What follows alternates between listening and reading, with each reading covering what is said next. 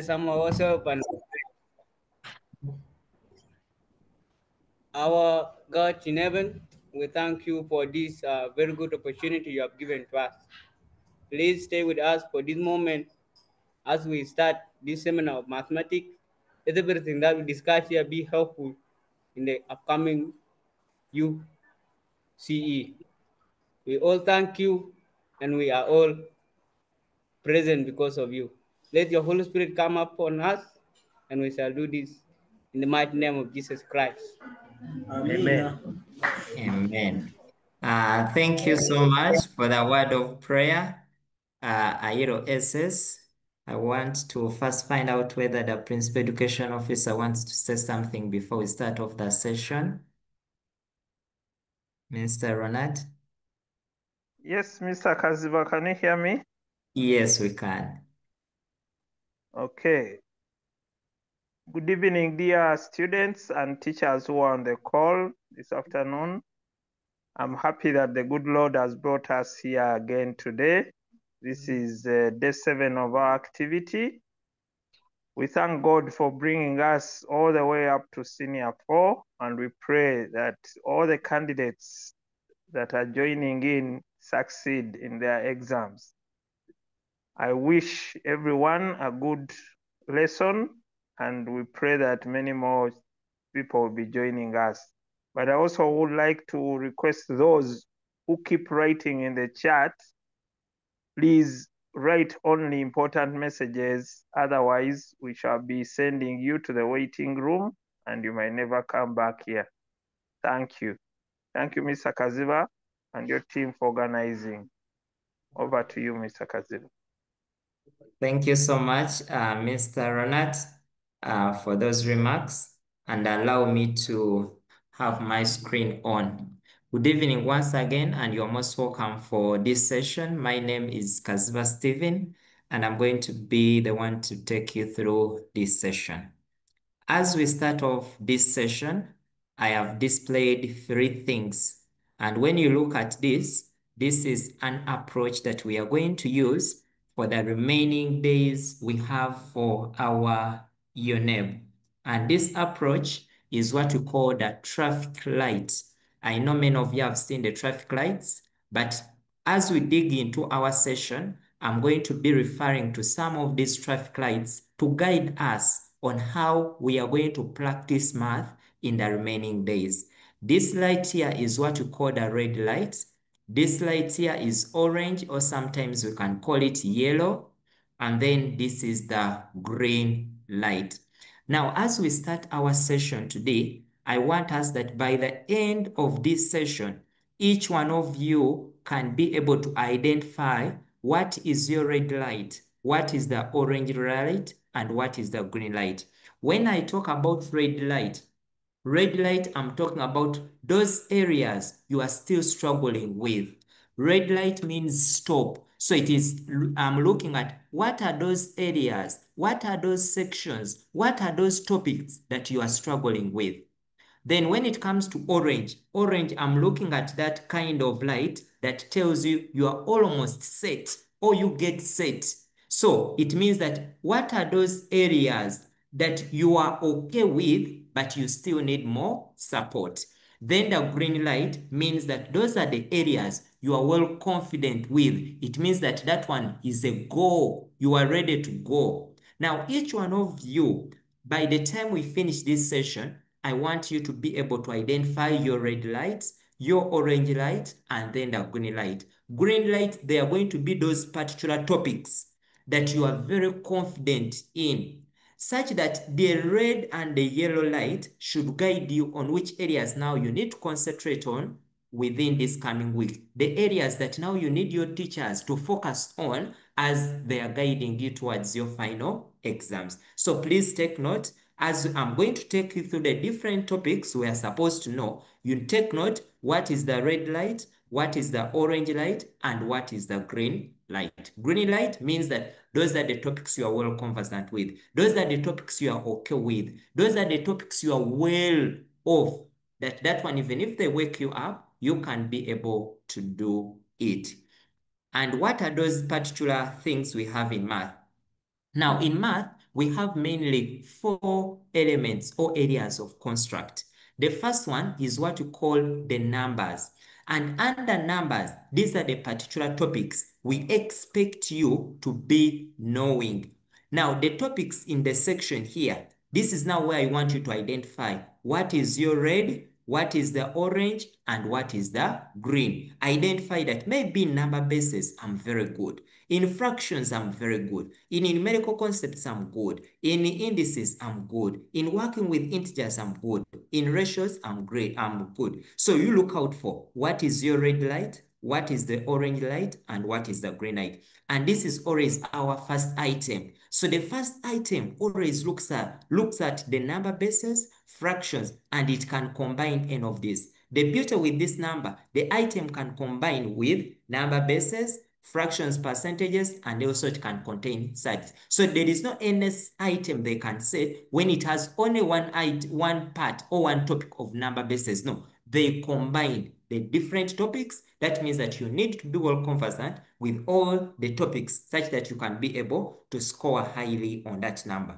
Then the second element of construct is what we call patterns and algebra. Now, all these 12 topics you are seeing are contained within patterns and algebra.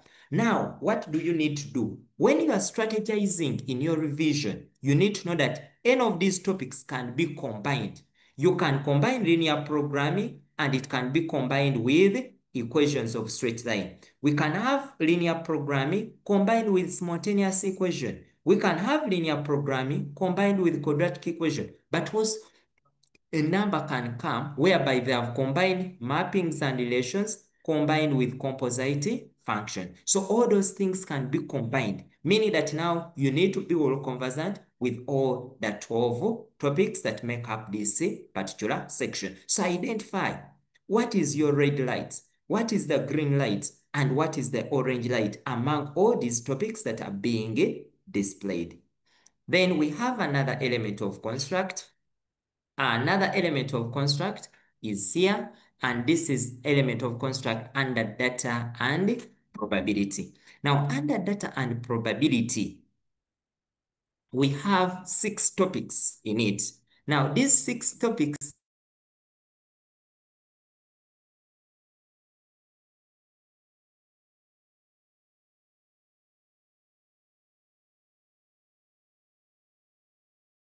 Now, these are the topics under data and probability. Now, under data and probability, it can be data collection, statistics, graphs, set theory, matrices, and probability. But the beauty, please, it can as well be combined. You can have data combined, data collection, statistics combined with graphs. You can find that this is just one item that has been said. You can find when they have combined set theory and probability. You can find when they have combined matrices. Now, still take note of your red light, take note of that green light, take note of that orange light.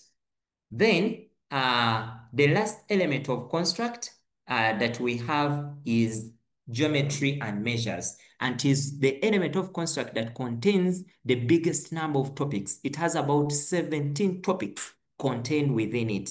When you look at this item, is very rich with a lot of scenario items that can be asked from any area. Meaning that when you look at the 17 topics, at least make sure you can be in position to have 4 topics well conversant with. Make sure that you can do bearings very well. Make sure that business math is at the fingertips. Make sure that at least you know transformations. Yes, and then from there, you can add on any other topic, such that now you are well conversant. So take note, among these topics, what is your red? You can say that, geometric construction is my green, bearing is green, general and angle properties is green, but business math is still orange because I'm not yet well conversant. Then timetables, you can say this is green, this is yellow, like that, like that. So now you need to know very well the different topics, and among those different topics, you must be able to know which areas you are going to concentrate on, which areas you are supposed to be well conversant with. So that is the element of construct under geometry and measures. Start on first thing. Now, on our first thing, we have on our first area of focus, we are going to look at the key areas. And under the key areas, we are going to look at the planning, the communication, organization, and then the critical thinking.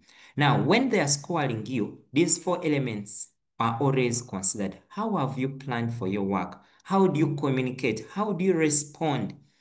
How do you organize the work? And then how do you critically think about a given scenario? Those are the major areas that we are going to be looking at as we are approaching.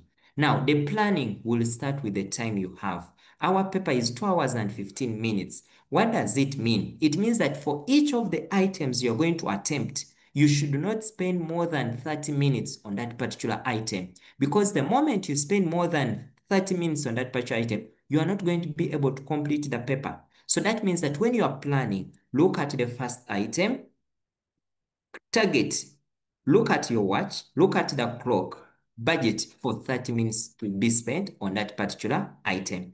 After those 30 minutes, then you can go on to another item like that. Now, at the end of the day, you'd have used 2 hours. Now, after using those 2 hours, it means that you have 15 minutes extra. Now, those 15 minutes extra, those are the ones that now you're going to use to go through all your work, number per number. But in these 30 minutes here, we expect that you're going to take around 3 minutes reading through the scenario. That is like the rough. You first go through the scenario, read through the scenario. We expect you to take about 2 to 3 minutes or so we expect you to take 2 to 3 minutes just highlighting the key concepts within the scenario. After highlighting those key concepts within the scenario, I expect you are going to start the summarizing. What key things will you need? But in order for you to get those areas of summary that you are going to summarize, number 1, you need to read through the task. So that means that the past 5 minutes here, you are just planning. You have read through the scenario, you have started highlighting what are those key terms in the scenario. Then after that, you summarize what you need to do with that scenario. So after that, the task should guide you to extract the right information from the scenario, because sometimes there are some words within the scenario that you may need at a later time. So that means that read through the task. What does the task need me to do? And then go back to the scenario here and then find out those particular things you need in order for you to be able to attempt that particular thing. So that means that 5 minutes here should be spent reading through the scenario and trying to understand. But also, if you take more than 5 minutes, it's not bad. You can take 10 minutes depending on the kind of scenario. But learn to summarize and read through the tasks always before you start extracting the information, such that you can be able to extract the right information for a particular part of the task. Then from here, we are going to go on and look at the second part.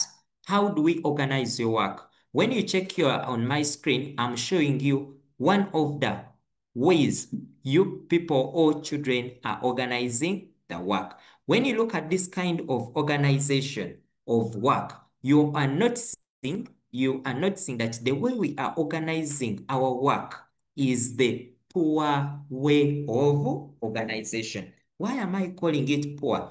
When you organize your work in this format here, sometimes like scoring it becomes a problem. Like you are noticing this kid has an equal sign here, has an equal sign here, something like that. So we do not expect to have 2 equal signs on the same. Now, when you are writing your work, avoid crossing, that maybe you have 300 divided by 30 and then you start the 0 goes by 3, 1 by 3 like that. Avoid such things in your work. Secondly, avoid writing side by side.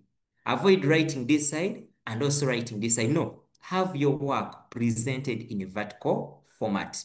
have it presented in a vertical format such that it is easy to score. You cannot notice even here. Here had Musa, here has Menya. So now when you are organizing, have Musa here, have Menya down here. Have your work well organized. So that is what I'm talking about when it comes to organization of work. Avoid such things as well. When you are organizing your work, divide the paper times that I'm dividing it. There's no need why you divide the paper. Use the paper the way you have been using it. Reuse it very should divide that you squeeze item 1 here, squeeze item 2 here. No, use the paper, ask for as many booklets as you can. It is very, very fine. Now, what is the expected way of presenting the work? This is just a sample of one of the children's work, how they have presented the work. When you look at this work, you can check that scoring this work is very easy. You can note that she got the formulation mark because she was able to rate. She labeled her item very well and she indicated that I'm dealing with section A. Label your work. Define whatever thing you are going to use. You can note that her work was vertically flowing, so you can easily know where the mark can be placed. So have your work placed vertically like that. Don't write side by side. But for each and every item, go back and respond to the task. Like after obtaining this, you have obtained this. Go back and respond to the task. Like you can see, this is what we call the responding. The child is responding back to the task. So respond back to the task so that you do not miss out the mark. Many of you are missing out the marks. Why? The score, you forget to respond back to the task. What was the task asking you to do? So you go back and respond. Responding is what we call communicating now. You are communicating to the person marking your work that now this and this and this. So you can notice how the person here is presenting the work. You can look at the sides here. You are noticing how she is presenting her work and how she is getting the conclusion, how she is responding. That's why when you look at her work, she got the mark from your formulation, manipulation, and application. And therefore, she was able to get all the marks. So this is how we expect you to have your work well presented. And when you present your work in this format, it means that someone can easily follow through your work. That even when you make a mistake, it is very easy to know where you made them to go back and correct that particular error. Let me hope planning, presentation of work, and communicating are well understood. In case you have any question at this point, I will take on just 2 questions and then we proceed. Number 1, yes, Emma? Emma, you can unmute. Yes, good afternoon, sir. Yes, good afternoon.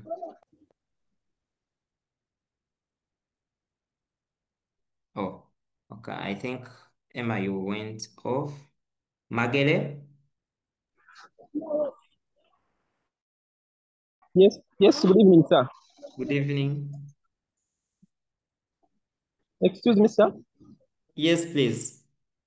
Yes, my question is, for example, if I'm presenting my work, can't I make my side work aside? Yeah. Now, so when you are making your side work, always you can use your, like you get your booklet, then behind, it is okay to write there and you make your side work. But make sure that what you are presenting here for marking is like the final thing. Things of like crossing, you should avoid having your work disorganized. We want to see that coherence, the flow of your work when it is clearly flowing.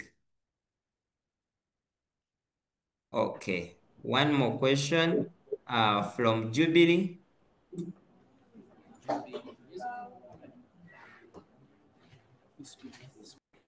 Okay, you can place your questions in the chat. I'll be able to look through. Now, the first theme is on numbers. We are going to first look at item number 1. Now, under item number 1, there are certain things that are going to be common or that you have been seeing. And one of those things that have been very common on this particular item has been on the application of HCF and application of LCM. We know very well that whenever they say or we look at HCF has applications. One, if you want to find out the largest group of people, the largest number of people to invite for a given function, HCF looks at that kind of division, looks at how to share things equally. That is what we call HCF. Then when it comes to LCM, we are looking at things that can happen at the same time, things that can happen after a given period of time.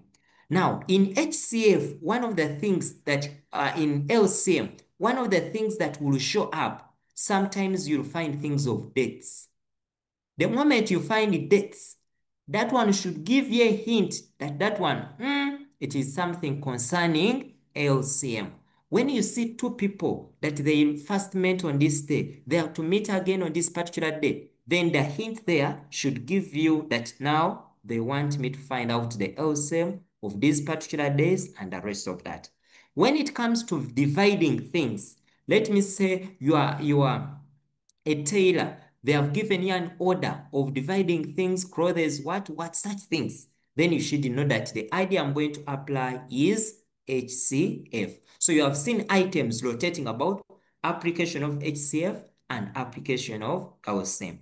But the most important thing is knowing the real life application of these two. Where do we use HCF and where do we use LCM? Now, sometimes in the questions you do, they put dates. You are going to find their dates being put.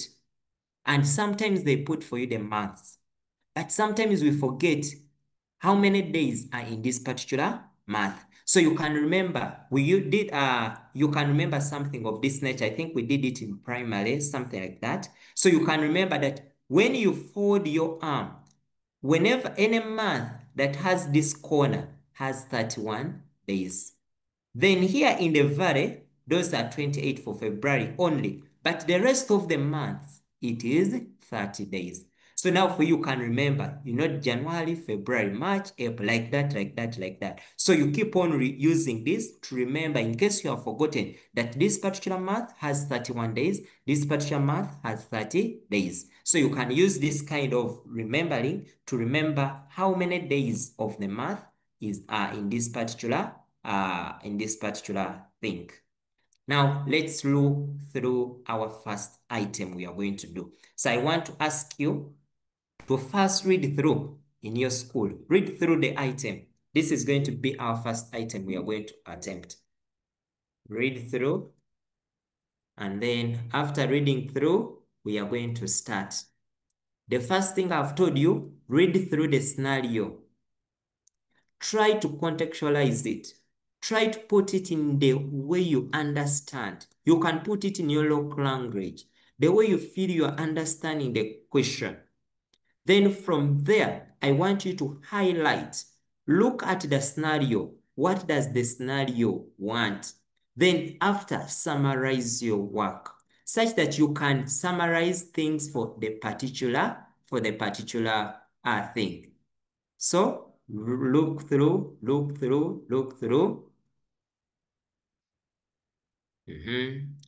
Everyone now, I'm expecting everyone to be ready.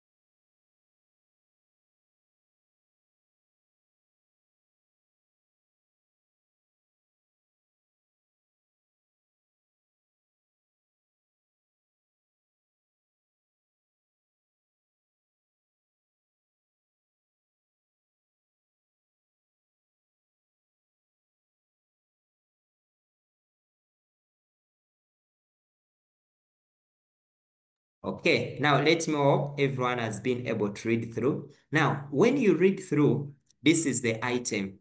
You are going to notice that in this particular item, one, you are noticing that the task A wanted to find out how many single seater chairs we need for the academic office. They told that now you are going to summarize your work.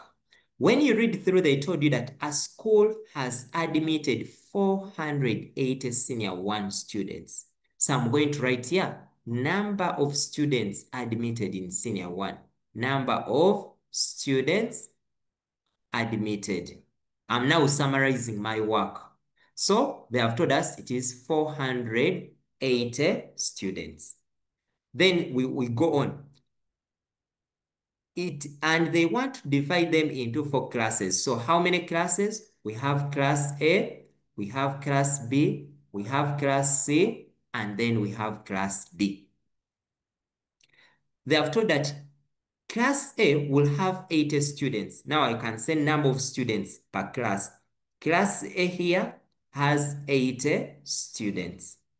And the ratio of students in class B and C is 2 to 3. Then I will say the ratio of B to C will equal to 2 to 3. Then I continue. The number of students in class A. Now I have class A here will be twice those in class D. What does it mean? The number of students in class A will be twice those in class D. Now here you have 2 ways you can do it. How can you approach this? You can say class A, the number of students in class A will be twice those in class D. That's how you can summarize. Another person can alternatively summarize and say A to D will have A, the number will be twice those in class D. You can approach it like that. But now here you know well that the number of students in class A, you have obtained them as 8. So meaning this will equal to 2D. Since now you want the number of students in class D, then it means that you are going to divide by 2 to obtain. So what are we going to do? I'll come here and I divide by 2, divide by 2. So you notice that we have 40 students is equal to class D. So that means that the number of students in class D, we have them as 40. Now here you have started summarizing your work.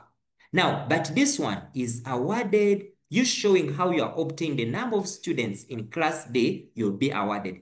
The person who used this approach here will know that the number of students in class A, you have 80 to D will equal to 2 to 1, which will give you 80 out of D will equal to 2 out of 1. When you cross multiply, you'll have your 80 times 1 equaling to 2 times the D, which will give you 80 equals to 2D by 2 by 2. So 40 students are in equal class D. Now, that is the first thing you have to do. So now we have obtained the total number of students in class D and in class A. But when you look through, the item wanted us that how many students shall we have? Because the school is planned and they want us to find the number of students in class C. But in order for us to find out how many students we have in class C, the first thing we need to know now is that in class C, how many are we remaining with to make up class B and class C? So I'm going to come here and say that total number of students in class D and A. So here we have 80 plus the 40, and when you add the 80 plus the 40, we end up with 120 students.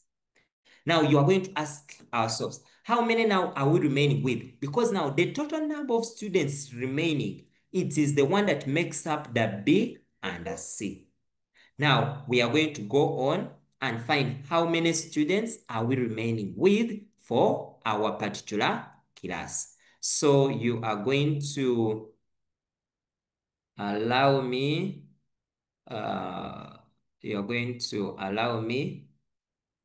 we calculate that.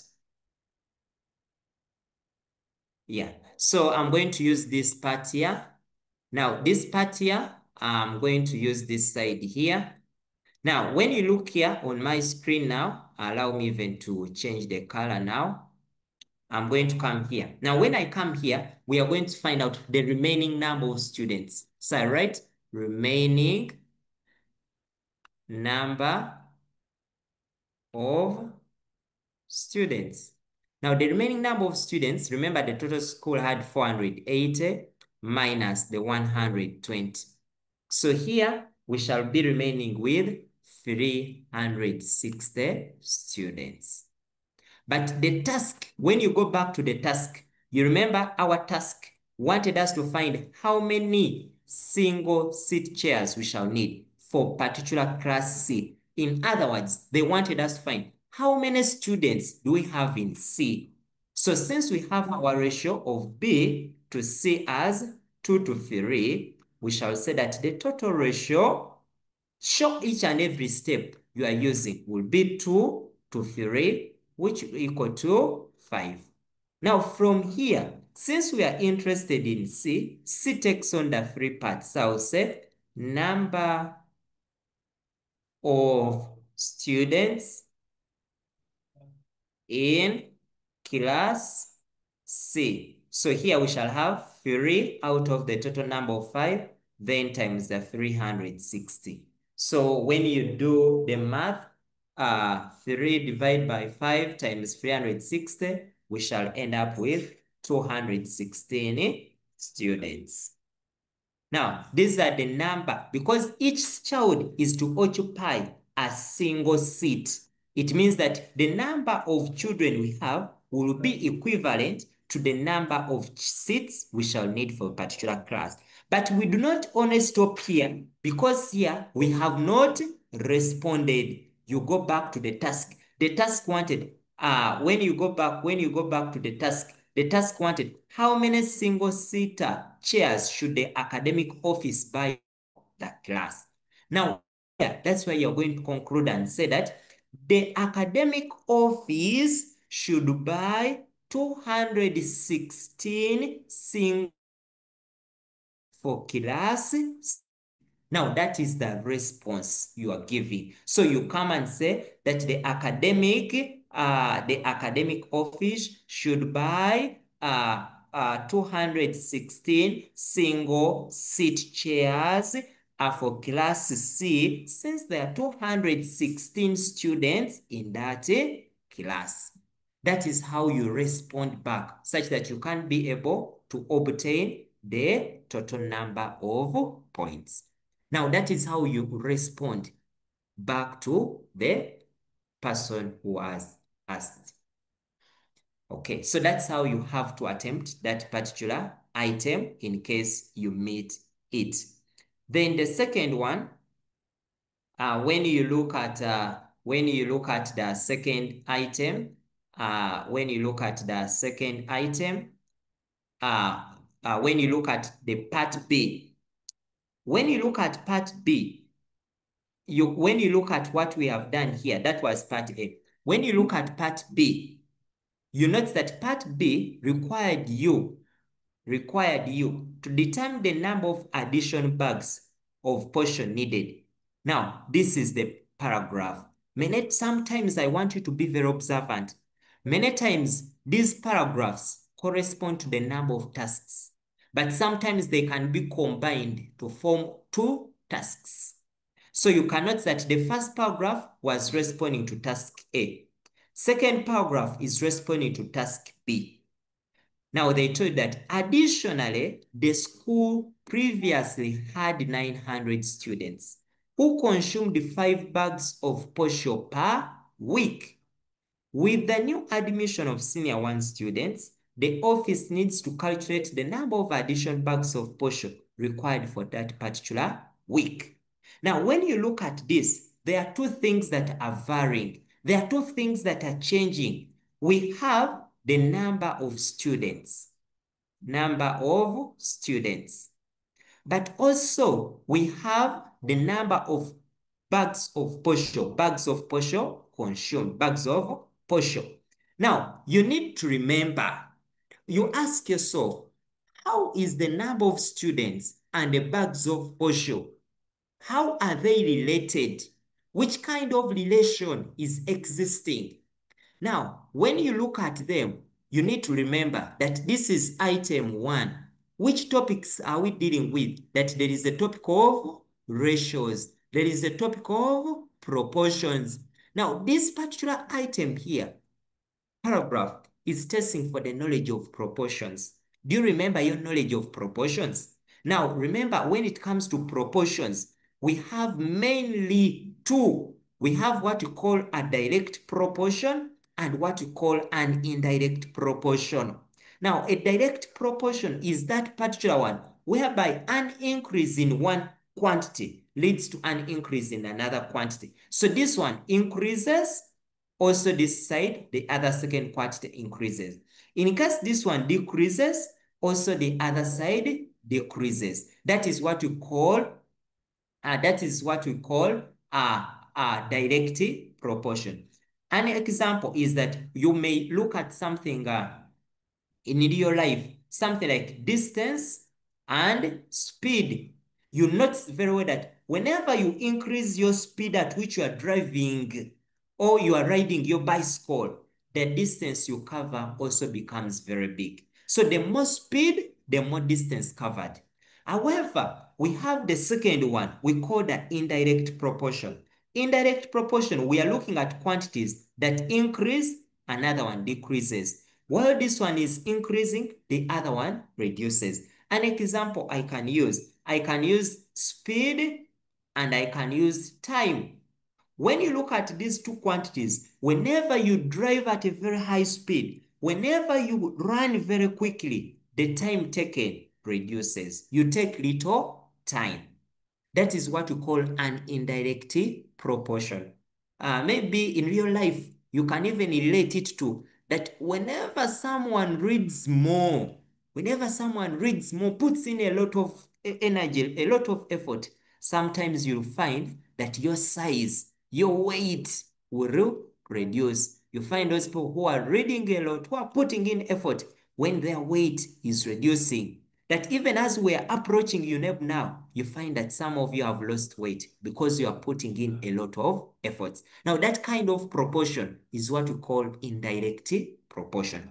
Now, when you look at this kind of proportion, you are noticing that the number of students and the bags of posho, you ask yourself, what happens when I increase the number of bags of posho?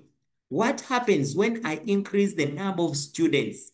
You note that the more the number of students, the more bags of posho you will need in your school. And this therefore qualifies to be called a direct proportion. Because the more the number of students, the more bags of posho you are going to consume. Now, this number, we can approach it using that approach of direct proportion. So here, we can agree that this is a direct proportion.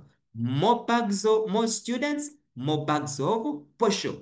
What are you going to do? Now, whenever you are going to use variables, make sure you go on and say that let the number of students, be represented by students. I can use S. Then you can say let the bags of posho be represented by P. That is now one thing. Now, after letting these particular things you want, then you are going to write the equation. You are going to write the kind. Since this is the direct proportion that we are going to deal with, you know that the number of students will be proportional to the bags of posho. Therefore, you'll say this is S equals to K times P, whereby K is your constant of proportionality. Now, when you read through the question, they told that Previously, they had 900. Those are what we call the initial conditions. Initially, the S was 900. And how many bags of posho? They used to consume 45 bags. So your interest is to find out what is K, that constant of proportionality is the K. So you'll say now S is 900 equaling to K times the 45. So this will give you 900 equals to 45K. But your interest to find 40K, so I divide by 45, I divide by 45. When you get 900 divided by 45, you end up with 20 equaling to K. Now, after obtaining K, come back here and substitute. So I will say now S will equal to 20p. Now, this is the kind of equation. Next time, they may tell you, show or give us the relation between the number of students and the bags of posho they consume per week. They can tell you like that. Next time, they will tell you, write for us an equation that relates the two quantities. So that is how you write your equation relating the number of students and the kind of bags consumed within a week. Now, after getting this, remember they want the additional bags they need.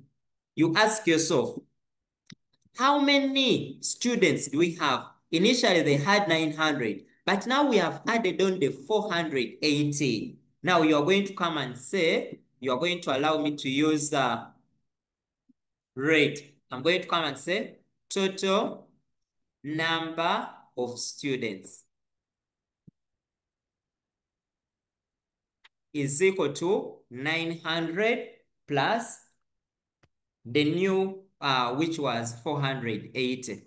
So when you add here, you will have 900 plus the 480, which will give us 1,308. Now, these are the new students that are in a school. Now, after getting the new students, you may ask, how many bags of posho do they consume? Come back to your equation and say now, S will equal to 20P. The number of students is S, which is 1380 equals to 20P. So you divide this by 20, divide by 20. So you'll end up having, this is going to be 69 equals to your P. That means that the total population with the addition of the new senior ones will consume 69 bags of posho in 1 week. But go back to the item of bags of posho required per week. That means that on the top 5 bags we have, how many more bags shall we need?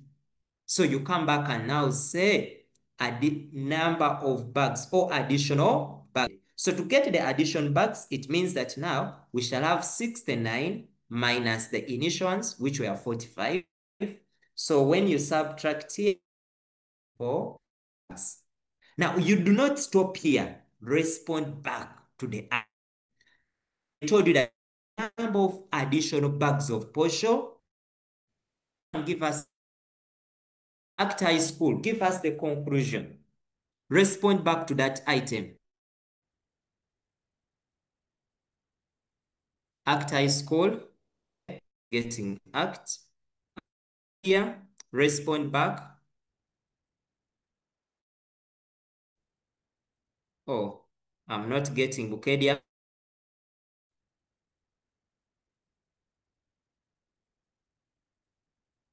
I don't know. I'm not getting Mazolida. I'm not getting. Yes.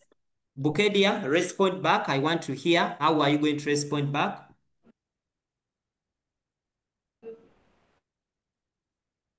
Therefore, the number of additional bags of posho is therefore the number of additional bags of posho is 24 bags. Okay. Therefore, the number of additional bags of posho required per the week for the newly admitted students will be 24 bags. Thank you. Yes. Now, for this particular item, I understand there is another way you could approach it. You can use the other mathematics to approach it. It is very okay. No problem. You can use that one whereby you find how many bags does each individual child consumes, and then you do like that. That one is very okay. But if we are looking at the application, here I'm trying to drive you ahead that other items may ask for equations. They may ask you for the relation, meaning that you need to be well prepared to be able to know between indirect and then direct proportion. Queen of Peace high. Queen of Peace high. Queen of Peace high. Ask. Queen of Peace high. Okay. To get this, Bwanga and Gauss, you are the last. Ask. But I'm also going to look through the chat.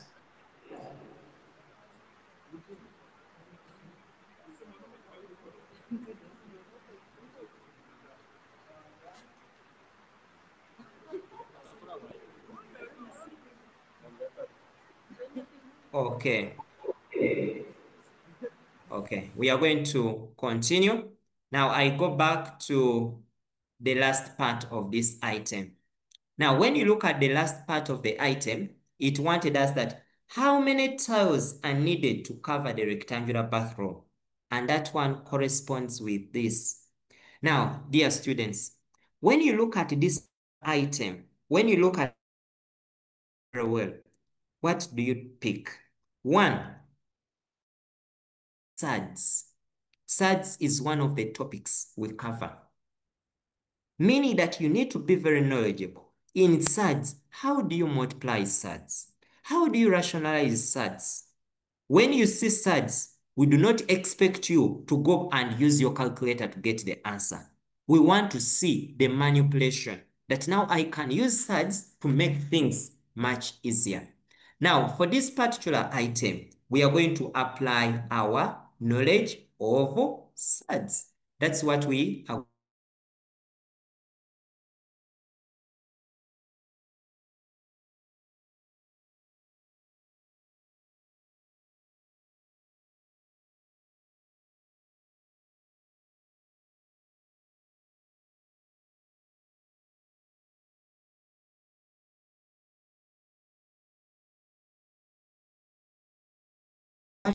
If this is our rectangular bathroom, that they have told us that the wall measures 12 plus 12 root 3 meters in length and 1 plus root 3 meters in width. You know, this is our length. So our length is going to be 12 plus 12 root of 3. Then the width here is going to be 4 plus 2 root of 3. But everything, these are meters, these are meters. So I'm going to since here they have told us length, I will say let the length be maybe L. And let the width be represented by W. Let length be represented by L. Let the width be represented by W. Now, in order for us to obtain how many tiles we shall need, you know the tiles. Tiles is like, I'm going to put tiles inside, something like that. How many tiles we shall need? The first thing we need to know is that, what is the total area covered? Now, to get the area, we know that area of any rectangle is always given by length times width. Now, what is our length? Our length is 12 plus 12 root of 3 multiplied by our length, which is 4 plus 2 root of 3. Now, this item here is testing. Do you know how to multiply SADS? And I want to remind you, when we are multiplying, do your work in a simple way. Do not jump steps. You remember, I want to just remind you how we multiply two brackets. Remember, when I have a bracket, A plus B, and I'm multiplying it with maybe C plus D, you know well that this A multiplies everything here. So you say A into C plus D. This B here multiplies everything here. So you say plus B into C plus D. Then after you start opening slowly. Now the same way we open is the same way we open here. So this 12 here you are seeing is going to multiply everything we have here. So I'm going to write this as 12 into 4 plus 2 root of 3. Then this one here as well multiplies everything here. So I'll say plus 12 root of 3 into 4 plus 2 root of 3. That's how we open up these brackets. Now, after opening, multiply that individual thing. This 12 multiplies the 4. This 12 here multiplies this one inside. So show that this is 12 times 4 plus 12 times 2 root of 3 plus here still 12 times 4 root of 3 plus 12 root of 3 times 2 root of 3. But remember inside dear friends, that when I have a root of B times C root of D, these ones out can multiply themselves. So I can multiply A times C. Then inside the root, I can multiply B times D. Remember as well that A root of B times C is the same as A times C root of B. In other words, roots multiply with roots. You cannot multiply anything without a root inside.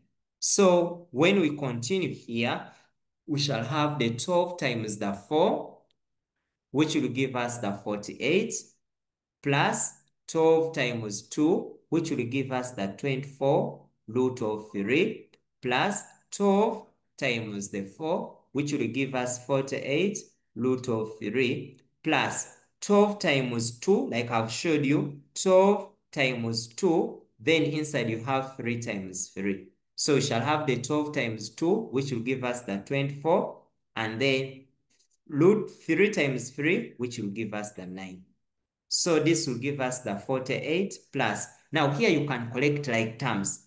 24 root 3 plus 48 root 3.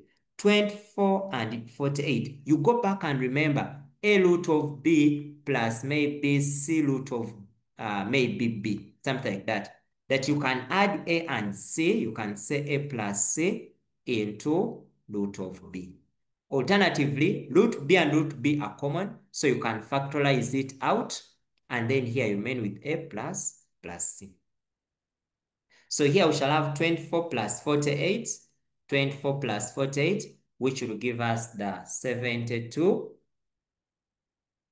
Here, root of 3, then plus 24, root of 9 is equal to 3. So we shall have 24 times the 3, which will give us the 48 plus 72 root of 3 plus the 24 times 3, which will give us 72. Now, 48 and 72 can be added. So you can add 48 plus the 72. So 48 plus 72 can give us what? An answer. So now you need to check out. Oh, okay. We need to check out how to multiply. But allow me, I think I've seen here, when you check through, the width was 1 plus root 3. So I'm going to allow me to first check out that. I think I've had taken it to be 4 root 3, but allow me to first change it. I think I don't know whether people have seen it. Okay. Allow me to change it quickly here.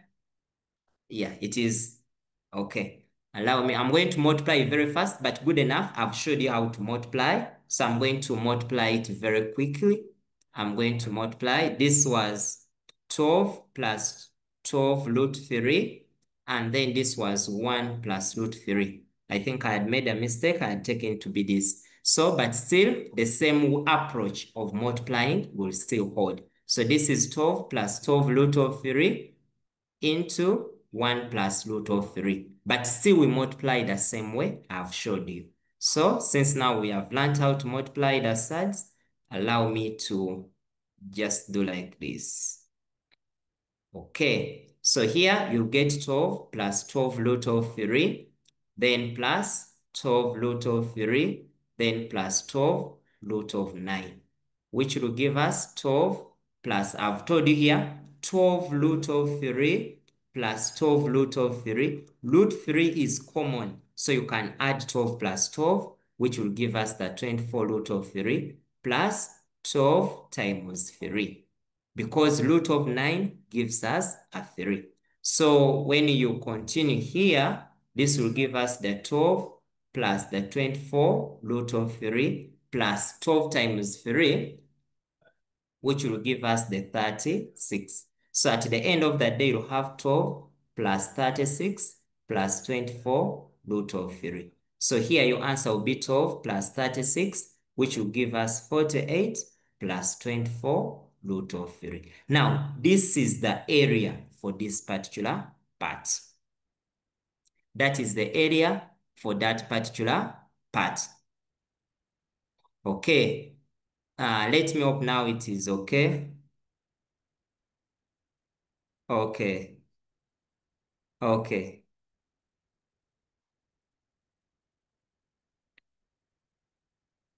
Okay, I think now it is okay. Now, after obtaining the area, since now we are interested in finding how many tiles are needed to cover the rectangular bathroom, they have told us that each tile covers an area of this. So what do we need to do? I'm going to come here and say number of tiles required. Number of tiles required. Now, the number of tiles required, you are going to allow me to just divide my board such that I can use it well. It means that I'm going to get the area of the bathroom, like the area of the whole thing, divide by the area of the tile or the size of the tile. What do we get? When you look at our previous answer, we had 48 plus 24 root of 3 divide by the tile, which is 4 plus 2 root of 3. Now, when you look here, to get the number of tiles, this item is asking, do you remember how to rationalize? That is what the idea behind. Do you remember how to rationalize? That means that here you need to rationalize to be able. Now, rationalizing means that you want to eliminate the surds in the denominator. You want to remove those surds in the denominator. And how do we remove the surds? Always check out what do you have in the denominator. Now, what you have in the denominator, the sign changes. In case there was a plus, the sign changes to plus, changes to minus. Minus changes to a plus. So if you have 4 plus 2 root of 3, it means that this plus here is going to change to a minus. So you have 4 minus 2 root of 3. That is what we call rationalizing. So that is what we are going to apply here. We are going to rationalize. So I'm going to have my 48 plus 24 root of 3 divided by 4 plus 2 root of 3 times 4 minus 2 root of 3 divided by 4 minus 2 root of 3. That means that I'm going to multiply this and I'm going to multiply this. Then I'll go down, I multiply. But you are going to allow me that for the numerator, I want to do it at the sideways, such that we can multiply very well. Then also down here, we have 4 plus 2 root of 3 into 4 minus 2 root of 3. So allow me to work out that one aside, such that we can follow through very well. So when I come on the sides, I'm going to come and say, I have 48 plus 24 root of 3, and I'm multiplying it times 4 minus 2 root of 3. Open the brackets very well. 48 multiplies everything. So I'll have 48 into 4 minus 2 root of 3. This one as well multiplies everything. So it will be plus 24 root of 3 into 4 minus 2 root of 3. Now, the moment you reach here, open again very well. Do not panic because you may make a mistake. So you open and say 48 times 4. 48 multiplies here. You are seeing? Still this 48 will multiply. Since this is a minus 8 to root 3. Then plus, have this one multiplied here. So 4 times root 3 minus 24 root of 3 times 2 root of 3. Then you place your calc. Then you start 48 times 4, which is 192, minus 48 times 2, which is minus 96 root of 3, plus 24 times 4, which still gives us 96 root of 3, minus, I showed you how to multiply this, you'll have 24 times 2, which is 48 root of 9. So this will give us 192. When you look at these two are the same, so they end up to 0 minus 48 times 3. So this would be 192 minus 48 times 3, which is 144. So 192 minus 144 will give us a 48.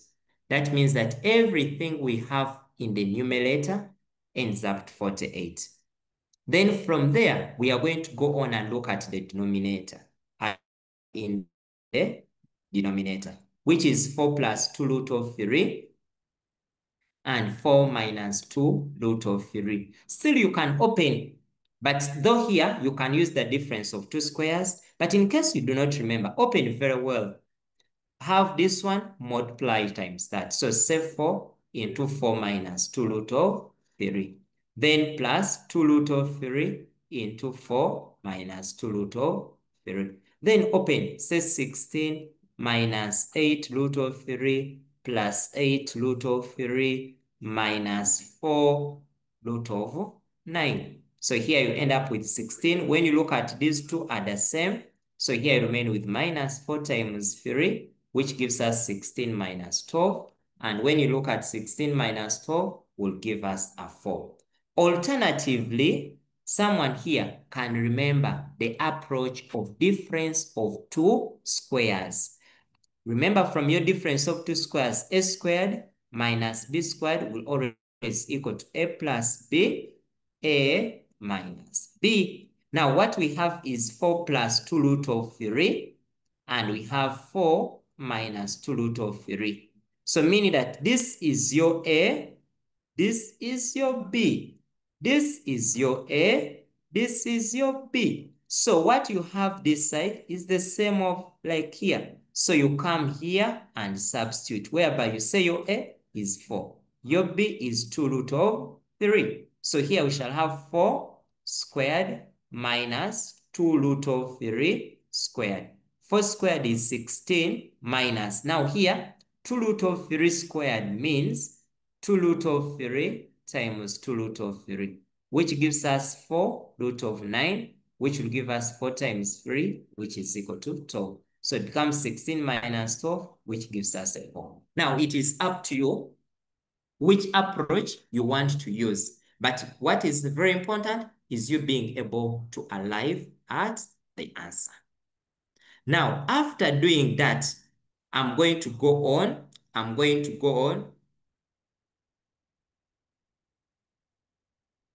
After doing so, now we are going to go back and send. We have obtained our answers 48 divided by 4. And here you end up with 48 divided by 4, which will give us the 12 tiles. But remember, you have to respond back. So you go back. How many tiles are needed to cover the rectangular bathroom wall? Then you say that the number of tiles needed to cover the rectangular bathroom wall are 12 tiles. So that is how you approach this item. Kindly raise up your hand. I'm seeing some hands, but I wanted you first put all your hands down such that people who have questions may first ask, because I know some of you were putting up hands because of the other multiplication. So first way to raise your hands, I want to first have every hand down, and then now I can ask. Now, in case you have any question, raise up. Okay, I'm going to start with Mr. Francis. Mr. Francis, unmute. Mutegechi. Okay, Mr. Mutegeki is not. Ms. Isaac.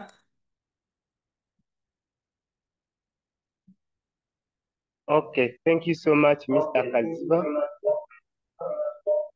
I'd like to know, is it allowed for someone to factorize from that first step, finding Continue. the number of times? If I factorize from the first step on finding the When number you of times, Hmm. does it come out? Because I see I have the row so here. Okay, I've not gotten. When you do what? Maybe we can factorize from the first step on finding From the here. number of times. Here? Yes, I request that you go to the slide where the number of tiles is found from. Here? No, I'm not. Yes. Because I see if I pull out 12 into 4 plus 2 root 3, and then the denominator down. How is that? Yes, it is also very fine. It is also very. Yes, those who can factorize out quickly, it is very okay. Okay. Thank you. Our lady.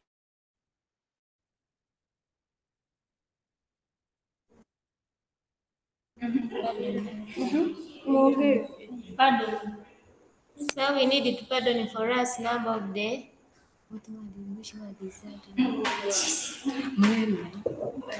Please, sir, we'd like to pardon for us where you started from on this item. It's a part. Okay. I'm going to respond to that. And last.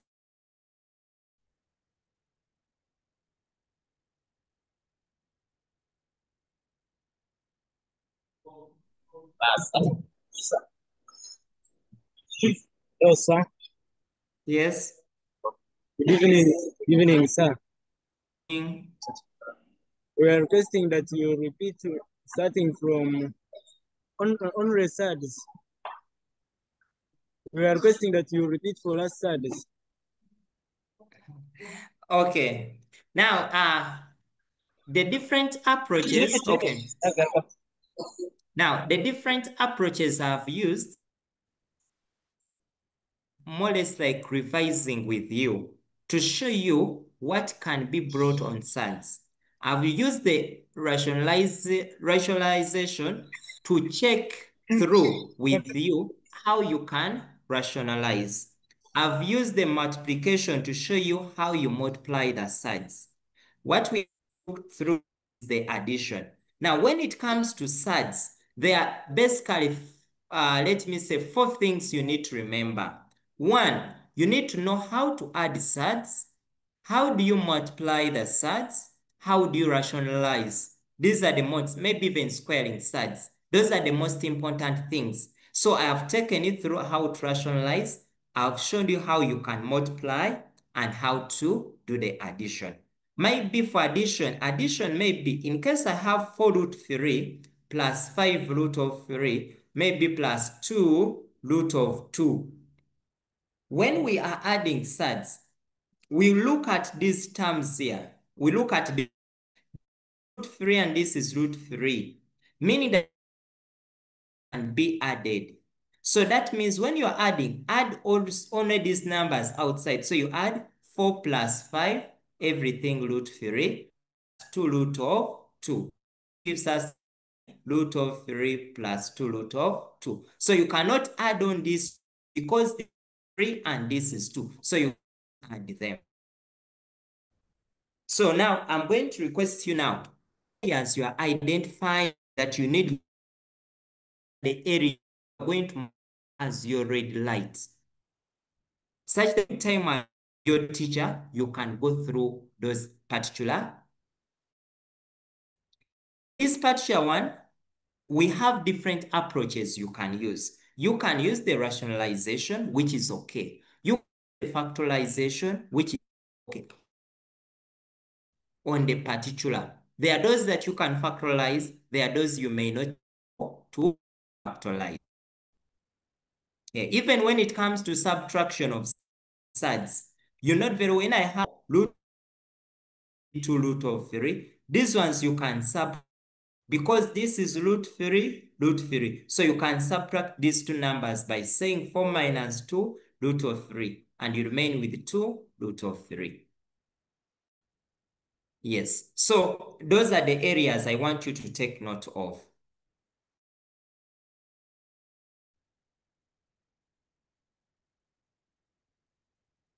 Yes. Sir,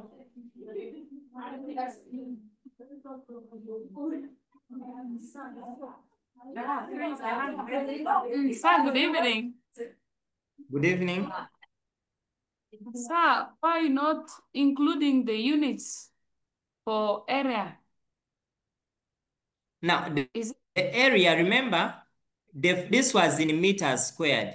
Divide by meters squared. So they like cancel out. Okay. Thanks.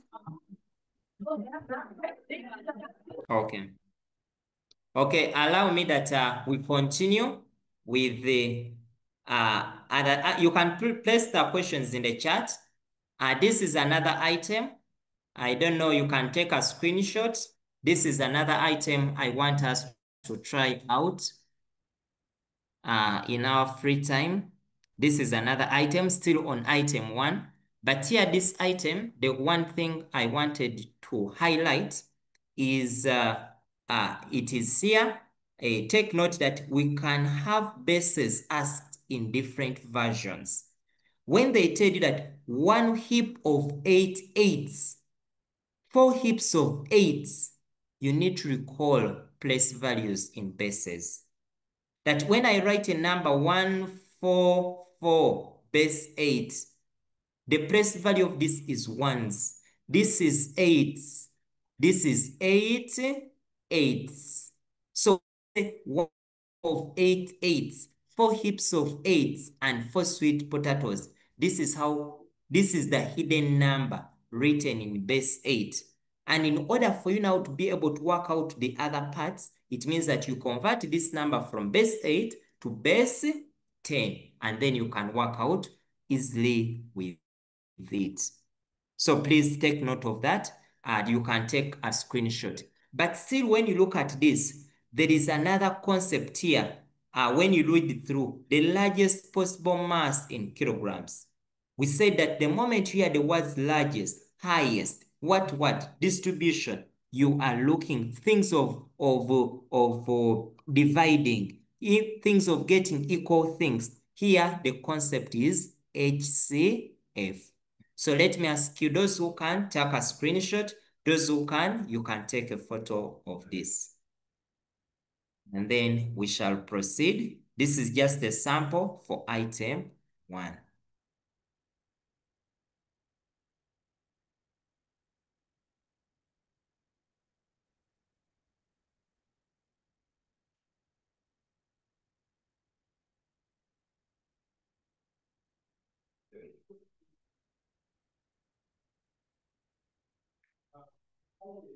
Okay, I think people have finished to take a screenshot and read through. Yeah. Then this is another item, still item 1s. We are going to do one item 1, the one we have done. Then these ones are going to be for your revision as you prepare. You can as well. So that means that when you look through these items, you are not knowing how to write from words to figures. is very important. Very important. When they tell you 45 million, 1 billion, 1 trillion, you should be able to write. Okay, okay.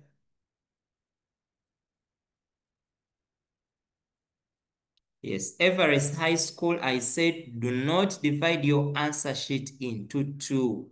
Leave it the way it is. I showed you an example how you have to use your answer sheet here. I expect you to use your answer sheet. This is answer sheet number 1, answer sheet number 2. Okay, we can now proceed to another item, and that is the second section we call algebra and patterns. Now, under algebra and patterns, I know many of the items you have seen are on maybe linear programming, but it does not mean that it's only linear programming under this. I've showed that there are about 12 topics under this section. So other topics can as well be set. So I want us to look at the first sample. I want you to read through this item first.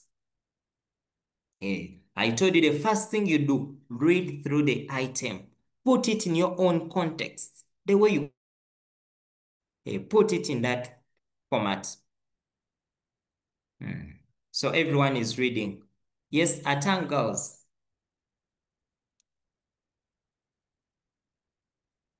Atang girls.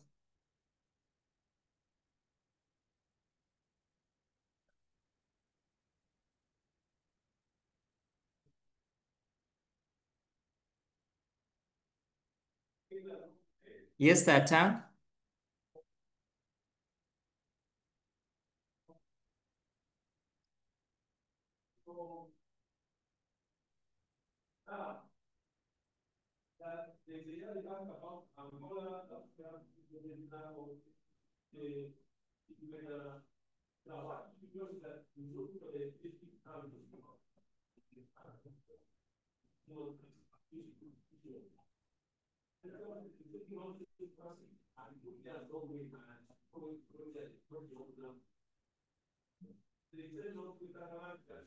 Okay, now let me hope people have finished to go through and we are good to start. Now, when you look at this item, you note that this item has different concepts. This item here has the knowledge of solving spontaneous equation. This item here has quadratic equations, meaning that you need to be very careful when you are approaching it. Now, they told us that I told you first highlight those key things you'll need. So they told us Mr. Matov owns a rectangular plot land. Being a student, I would think that the first thing you do, make your sketch. Come here and say, this is my rectangular piece of land. Or I can say Mr. Matov's rectangular piece of land. They have told that which has a perimeter of 80 meters and an area of 300 meters squared. What are you going to do? You are going to first summarize. I told you summarize. Say, now my perimeter, which means the total distance around a field is 80 meters. My area of the land is 100 squared. Now you can they are told that he wants to determine the exact dimensions. When we talk about dimensions here, we are looking at the length. We are looking at the width. In case it is a 3-dimensional figure, we are looking also at the height. So you are going to say that let the length of the garden, of the rectangular garden, be L. Let the width of the rectangular garden be W. So you'll say this is your length and this is your width. That is the first thing you have to do. Then from there, now you can come and say now, my perimeter, you know perimeter is the distance around. Perimeter is equal to 80 meters. So this is length, this is width, this is length, and this is width. So you are going to notice that your perimeter is going to be length plus width plus length plus width equaling to 80 meters. So length plus length gives us 2 length plus 2 width equaling to 80 meters. I know some of you already know the formula by saying that perimeter is 2 into length plus width, which is very okay. Now, when you reach here, you are noticing one thing, that 2 and 2 are common. So someone can easily say, I'm going to factorize, I get length plus width is equal to 80. Now, those who are very good with math here, or what you can do, you can remove these 2. You can remove these 2 by dividing this side by 2, dividing by 2. So you end up with your length plus width equaling to 40. Now, this is your first equation you have formed. Now, from here, you go to the area. What is our area? You know that area is given by length times width. But they told us that the area of this land is 300. So you say 300 will equal to length times the width. Now, this is your second. Now, when you look at this equation and this equation, they are written in 2 variables. They are written in LW, LW, and that one gives you a pair of simultaneous equation. Now, the next one, which method is appropriate for me to use? Which method is the best that I can use? Am I going to use substitution? Am I going to use elimination? Now, that's why now it is very important. Whenever you find that you are dealing with a product, you can either use elimination quickly, you can use substitution quickly, any method of your choice. Now, you have length width equals to 300. You have length plus width equaling to 40. What am I going to do? This is our one, and this is the second. I can come, let me say this is my first, this is my second. I can come in the first one. Here, in the second, I make one the subject of the other. I'm going to use elimination. So what can I do? I can say, let me eliminate W. So I will say now, W will equal to 40 minus L. Because when this L comes this side, it becomes a minus. Now, this equation I've formed, I'm going to come and I place it here. So we have length width is equal to 300. So here where there is width, we shall put 40 minus L. So I have L into 40 minus L equaling to 300. I open up the brackets here. So I'll have 40L minus L times L equals to 300, which will give us 40L minus L squared equals to 300. Now, the moment you look at highest power as 2, that means that equation. So now we are going to use quadratic method. We are going to form a quadratic equation. So this equation here, it is up to you how you want to write it.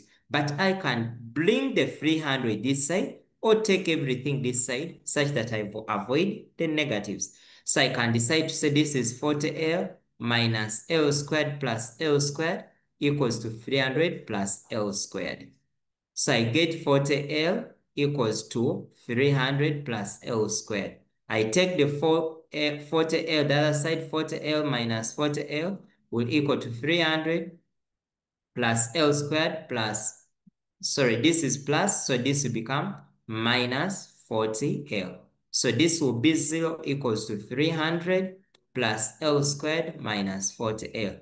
Now, what you can do, you can arrange it very well and start with L squared minus 40L plus 300 equals to 0.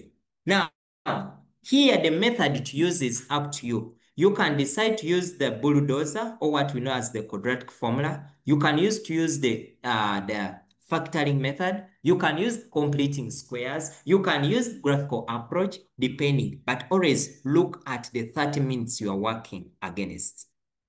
Now I can use bulldozer.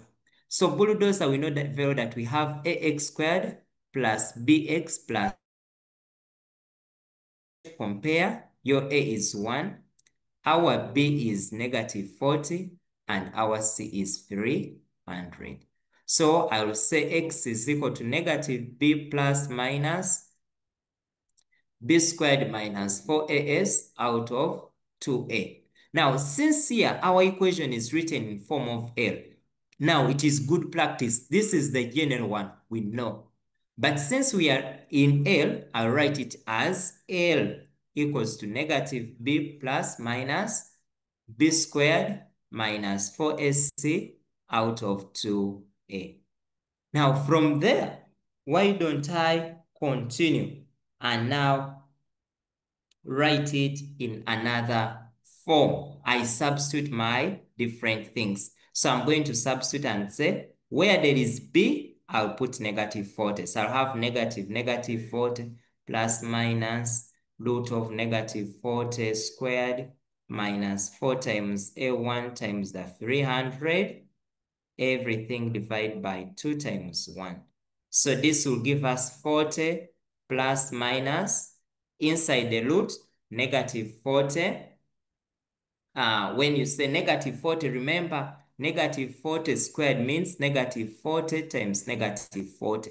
Negative times negative is a positive. So 40 times 40 will give you 1600. So here I'll get 1600. Negative 4 times 1 times 300, you multiply. So this will give you minus 1200. Everything divided by 2. Now I'm going to come here. I'll have this equals to 40 plus minus 16 minus the other one minus that one will give us a 400. Everything divided by 2. Because see, yeah. So here I'll have 40 plus minus root of 400. When you get root of 400, will give us a 20 divided by 2.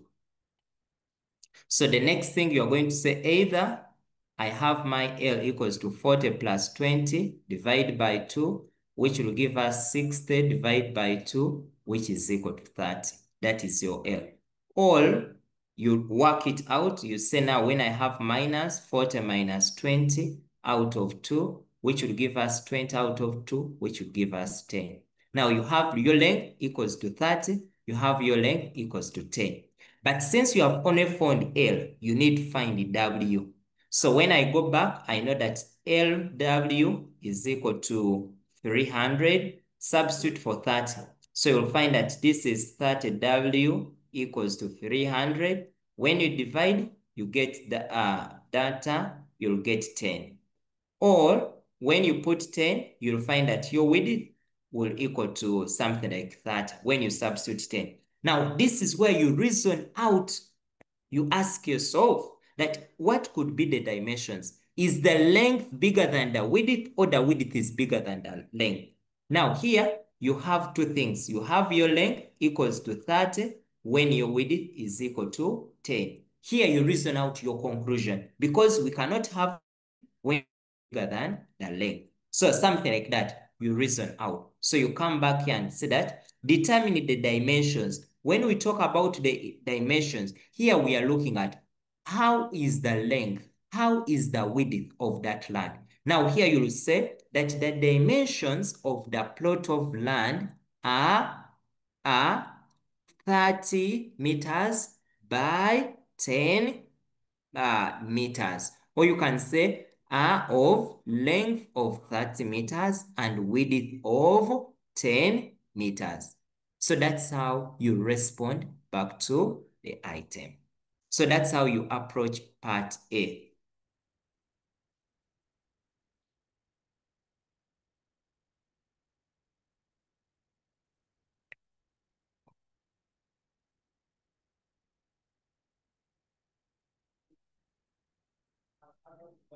Okay. Now, if you do not use this approach, let me first, I think I'm seeing some hand. Rena College, Mayuge, unmute. Rena College, Mayuge, unmute.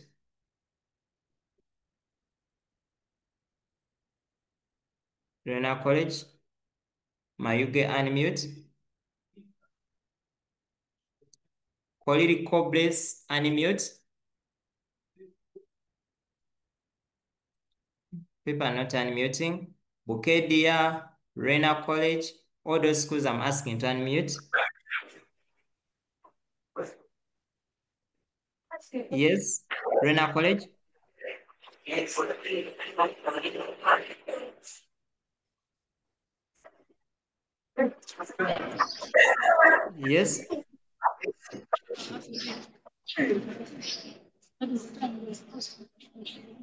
Okay. I think I'm feeling. Yes. Okay. We are going to proceed. We are going to proceed, but feel free to place your questions in the chat. I can be able to see those things. Okay. Now that is up. You can up item using the factorization method. You look out for the two numbers, you multiply. You look out for the two numbers, you add. So that's how you can approach part A of the item. But any approach here, because here, the most important thing was to how do you form the quadratic equation? How do you come up with that quadratic equation? That was the major thing. And how do you solve those equations you have? Okay, I think I'm failing to, people have questions, but Kagadi Academy, Queen of Peace, and Our Lady, you may first ask.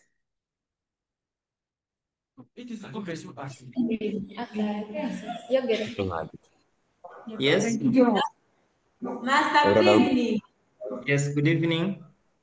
I would like to ask, Master, when we are Yes. using the elimination method, we cannot use any technique in When you are using getting which when method? we are using elimination method Mm. on answering that item when we are using the elimination method. How do we use it when we are simplifying it? Oh, now, when it comes to this particular one, and you want to use the elimination method, you are going to Yes. ask yourself, one, here you need to be, can I say,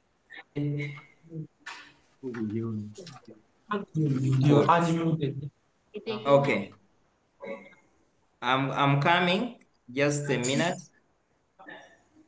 Very well.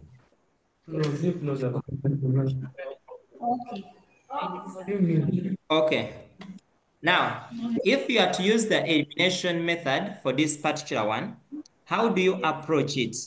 Now, when you look at these two equations you have them in terms of LW is equal to 300, and you have this L plus equal to 40. Now, since you have L, you ask yourself, how can I create an LW? So you come in this equation, you multiply through by, let me say W, or let me say by L, it is okay, by L. When you multiply through by L, you'll have L times L plus L times W is equal to 40. Now what you'll have L squared plus LW is equal to 40L. Now, when you go back to the first one you had LW, the two equations you are going to deal with. You have LW and LW. Since they have the same signs, you subtract. When you subtract, you remain with L squared, LW, and you will give. So here you remain with 40L minus 300. And when you try to work out, you have L squared minus 40L plus 300 equals to 0. And then you work out like that. Okay. Thank you. Teacher, we have another question. Okay, yes. There is a tendency of putting subtitles before starting. Is it allowed? Yes, it makes you work very, is very okay.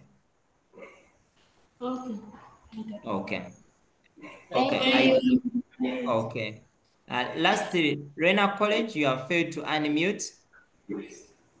I failed to get you. Any secondary? Master. Yes. Hello, Master. Yes, please. I can hear you. Master, where are your views the bulldozer? Where are your views the bulldozer? Can you use any other method apart from a bulldozer? Yes, you can use factorization method. Okay. You can For use example, factorization. Master, clarify more about another example. Now, when it comes to this is the number you are working out. Let me see whether you have space. Let me working out. Under factorization, you had L squared minus 40L plus 300 equals to 0. This one here is what we call the sum. Here, the product. Now, you look out for two numbers. You add, you get negative 40. You multiply, you get 300.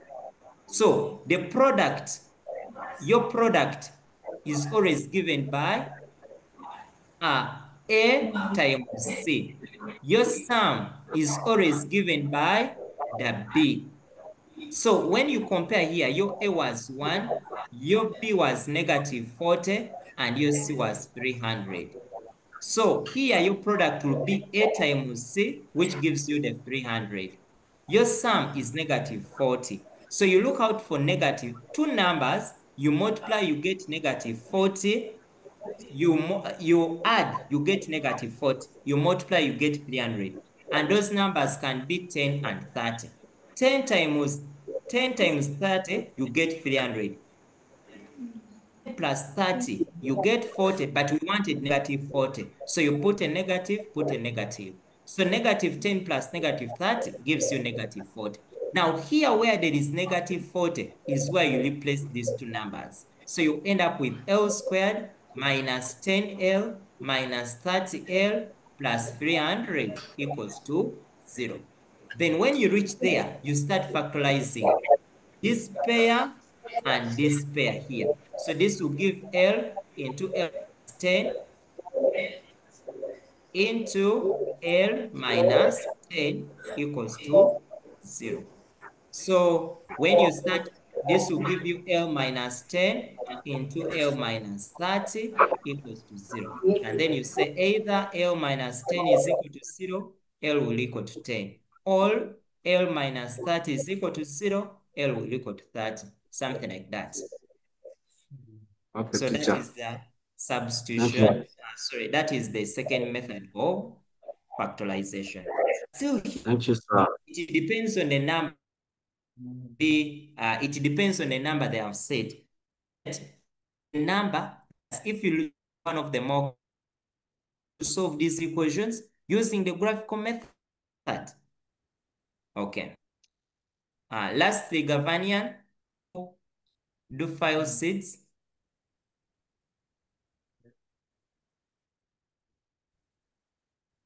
Yes. Good afternoon, Master. Good afternoon. I had it. What if, Master, I just use that one S squared minus 40A plus 300 equals to 0? What if I get the product and the sum, then I start working upon there? Is there any problem? Beg your pardon, come again. So what if I start direct? First get the product and the sum. For example, I get the L squared equals 40L plus 300 equals to 0. Then I get the product and the sum. Can it work starting from there? Then I can get the L.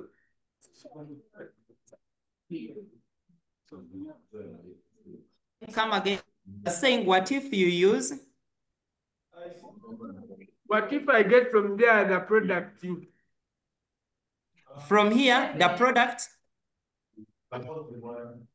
Yes, but when I get from there the product and the sum of the digits to insert in to insert in that question.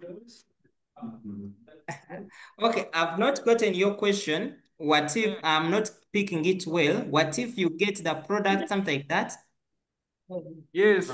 Yes, master. Okay, your question is not so clear, but allow me to use the chart.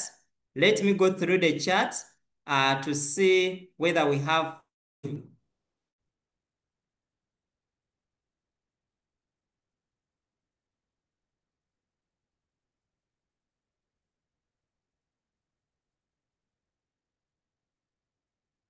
Okay.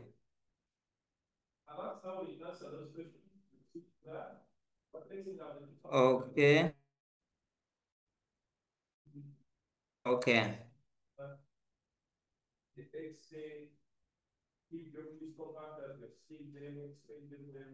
Okay. I think I'm going to proceed to the second part. Now, when you through the second part told you that he is planning to allocate a uniform strip of his land around a fruitful tree orchard.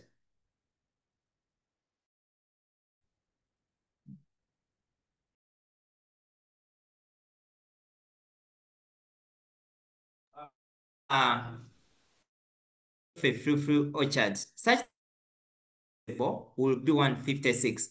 Now, when you look at here, I've showed you your kind of. What do you need to do is have an imagination of how something can look like. Have an imagination of how something looks like. Remember, he had a piece of land, and now he wants to get that strip of land.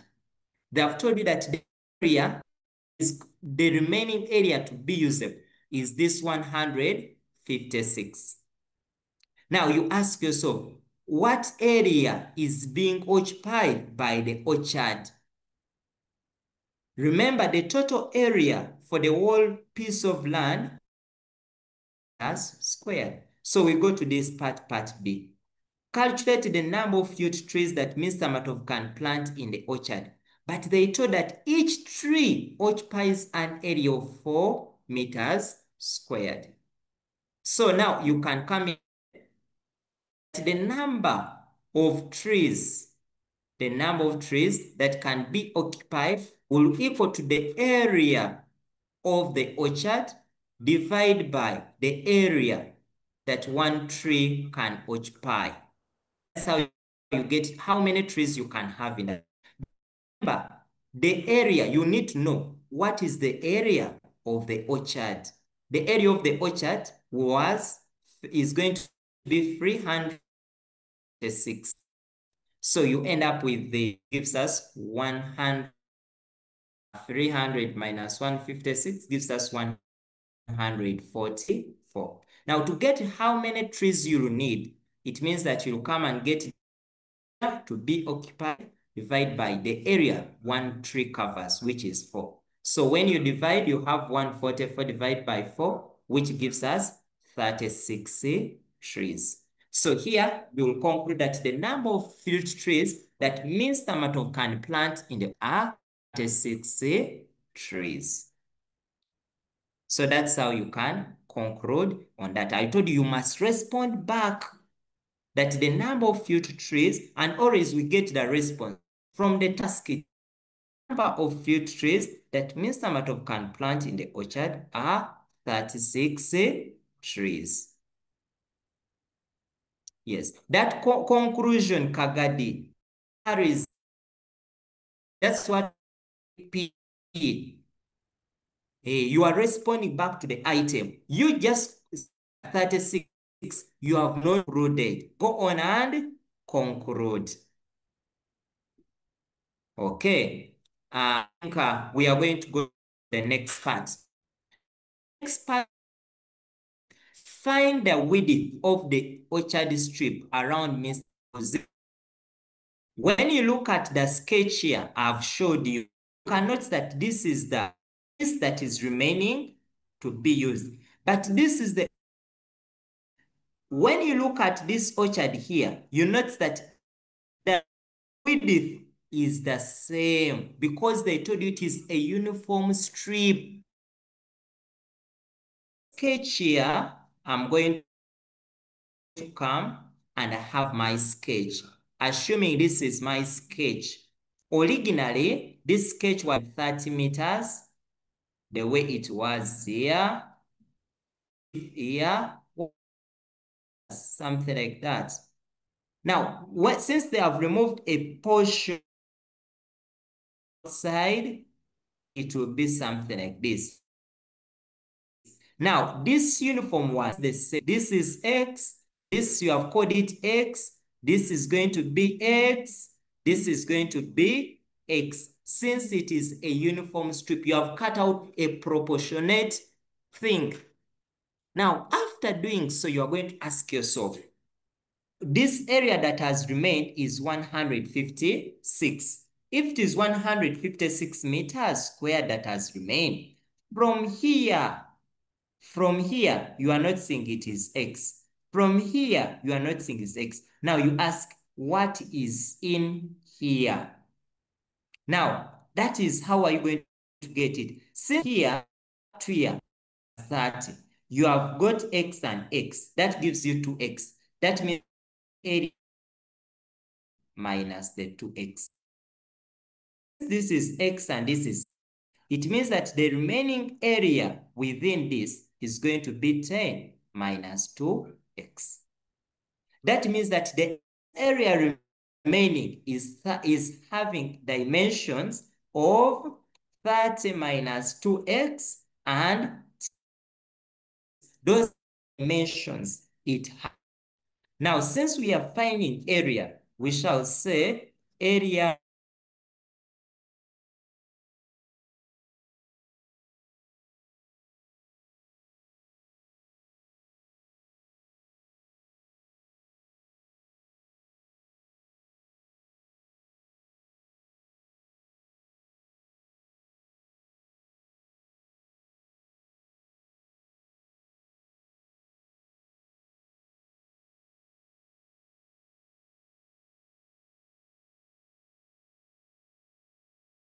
okay. Now, what is our area? Our area is 156. I will say this is 156 is equal to 30 minus 2x into 10 minus 2x. Now, when you look at this, this is a quadratic equation that you need to solve. So that means you need to be well conversant with a quadratic equation. So you are going to open. So I told you how to open. Feel free to do some side work always. You come and say this is 30 minus 2x. This is 10 minus 2x. You open very well. 30 times this. So you say 30 into 10 minus 2x. Minus 2x into 10 minus 2x. Then you open 30 times this gives us 300. 30 times this will give us minus 60x. This times this will give us negative 20x. This times this will give us plus 4x squared. Then you collect like times, you say this is 300 minus 80x plus 4x squared. So that is what I'm going to carry here and say, this is 300 minus 80x plus 4x squared. Then from there, I'm going to collect my like terms. This is 156.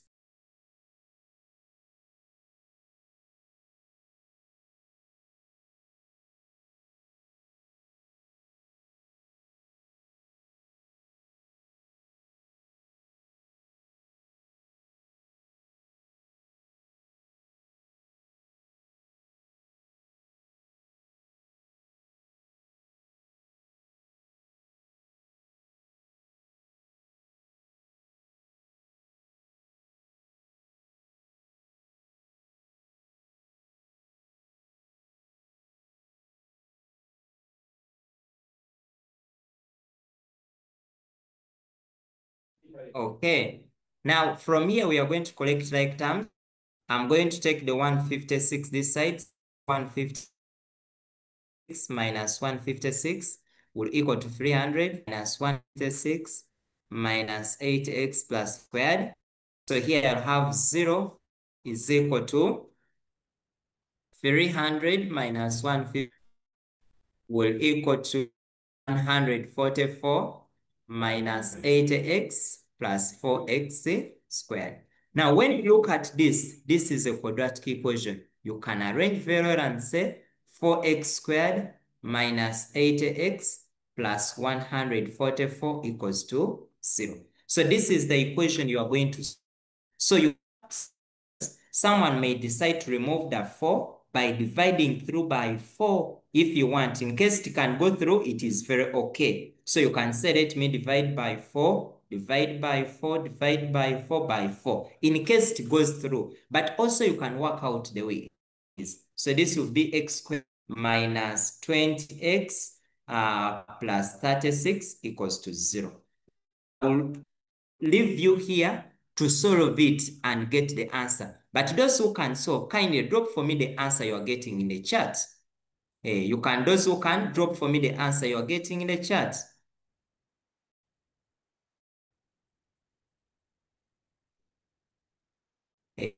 Solve for me that and put for me the answer you are getting in the chat.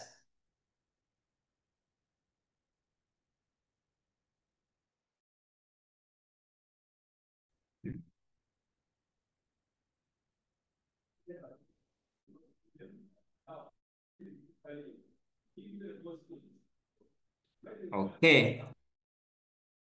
To 2 and 18. Very good. So I'm going to say x is equal to 2 and x is equal to 18. Now, when you look at both answers, they're okay. But reasoning here matters. What is the correct x are you going to go with on the 2? I want you to put for me one. Which answer of x are you going to go with?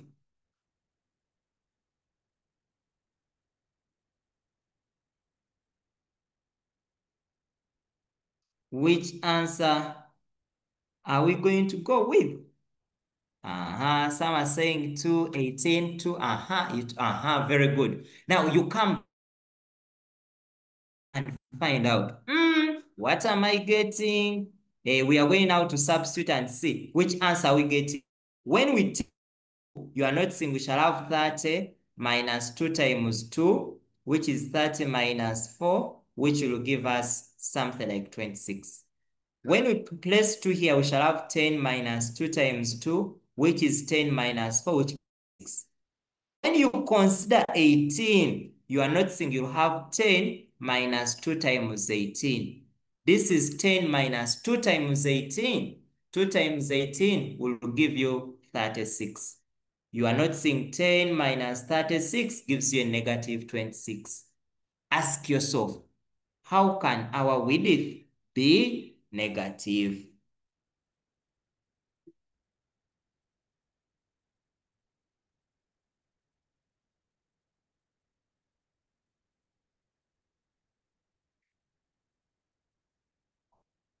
Okay, so now that one is very, very, very key. So that is something you need to check.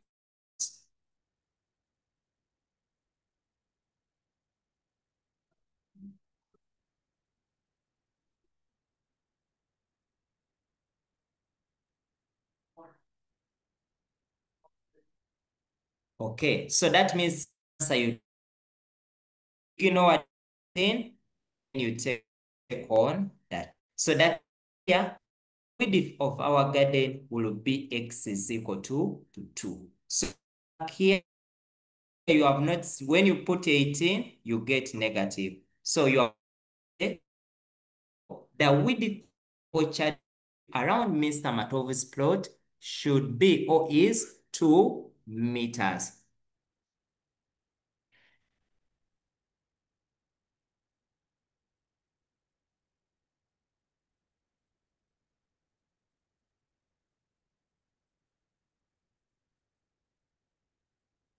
So that is how you respond. Now I want to take on some few questions. Let me start with Mugongo SS Chengera.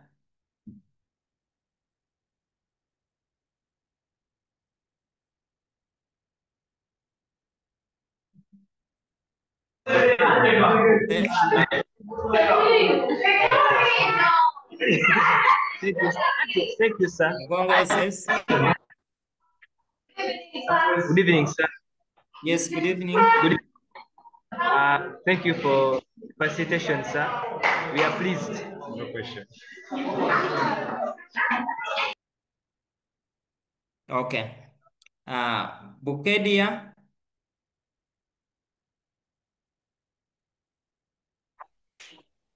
Where are we?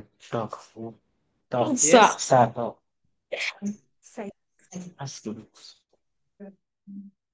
We beg that you pass repeat. Where? Repeat from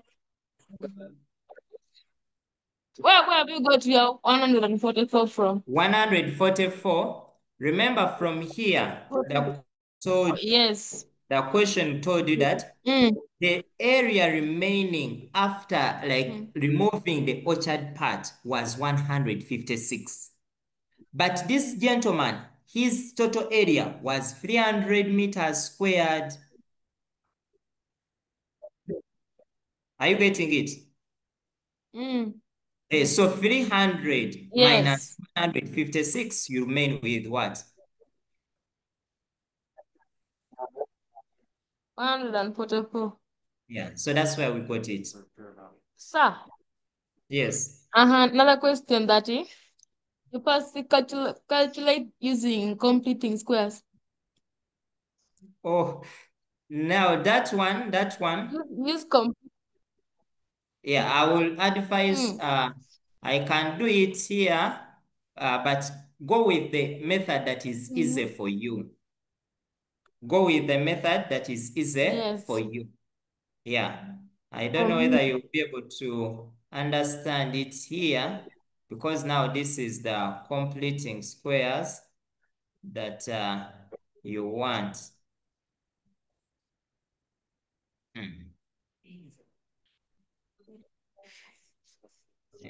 So this is x minus 10 squared minus 100 plus 36 is equal to 0. This is x minus 10 squared. This is minus 64 equals to 0. So in case you are using completing square, that's how you approach it. So this will be x minus 10 squared equals to 64. Then you take a root. So you have x minus 10 equals to plus minus, this is going to be 8. Then from there you say when x minus 10 is equal to 8, x will equal to 18.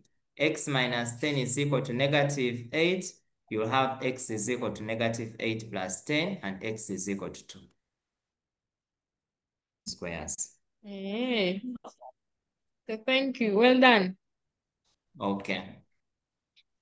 Yeah. So I think the rest, put your questions in the chat. Put your questions in the chat.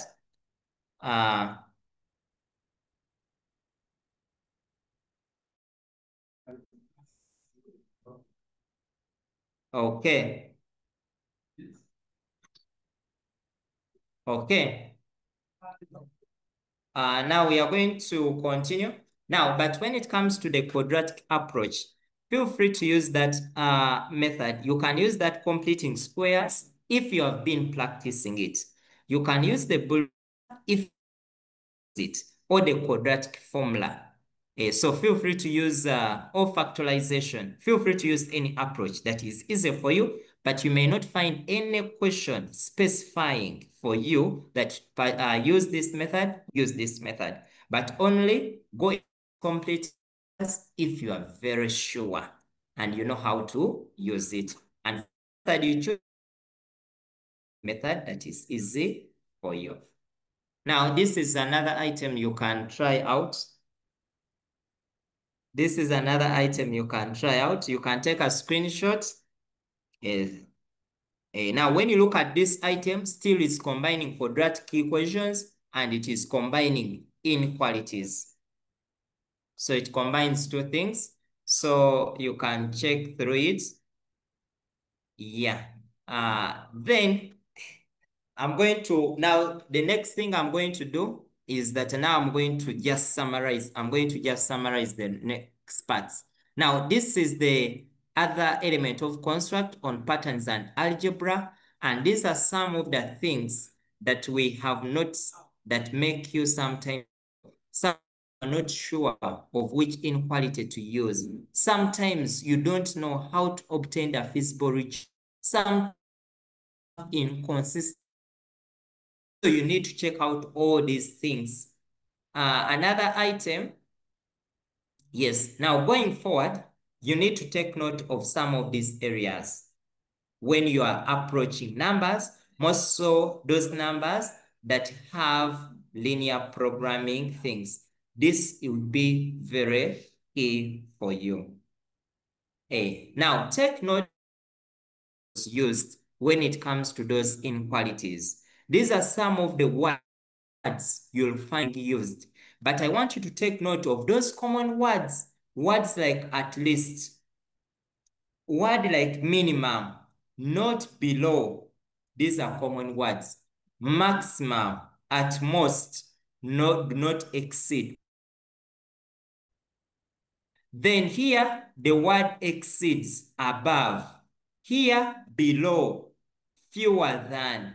Those are common words that you need now to know. That in case they don't use those common words, you know, but at least you must be able to know those other words that they use. So I'll pause a bit.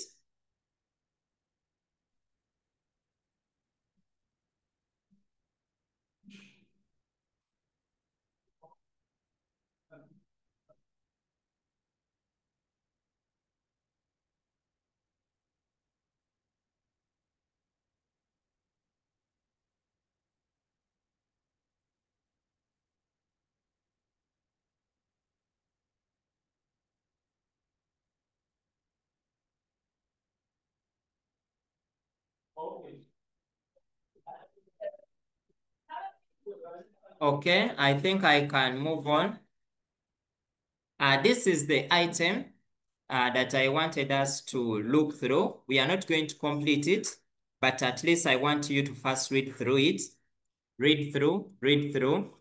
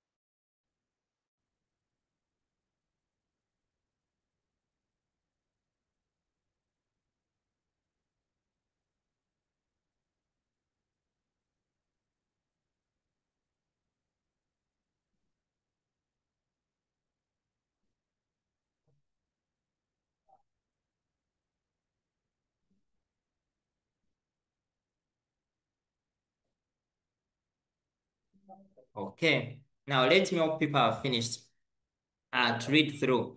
I'm going to just generate for you, then the rest of the parts you'll be able to complete. Now, when you look at this item still, you are not seeing that item has been mixed. When you read through the first paragraph here, you are noticing that this is a simultaneous equation. When you read through these other items here, or paragraphs, you are noticing that this is linear programming. What does it mean? Do not only concentrate on things. Me, I'm going to do this. You are not sure what is coming. Those things can be mixed up. They can mix up the items with different topics. That means you need to be sure that when I'm dealing with this, I need to be well conversant. That's why I told you, identify your red lights, identify the green light and the orange. Work on those areas in these remaining days, such that you are very sure and comfortable when you are approaching the paper.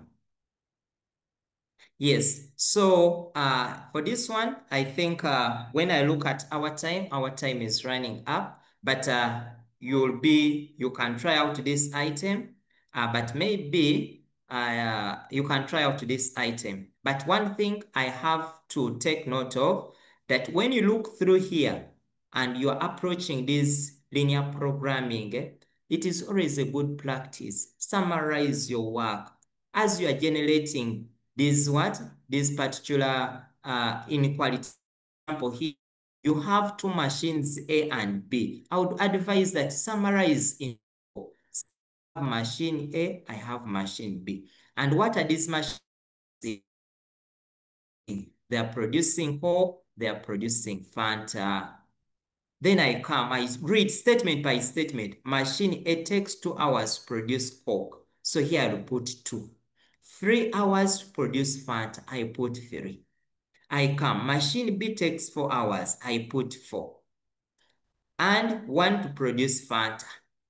Then I go on. It was noted that the company has 240 hours on machine A. I will put here the total time available for machine A is 240. This one is 180. I have summarized.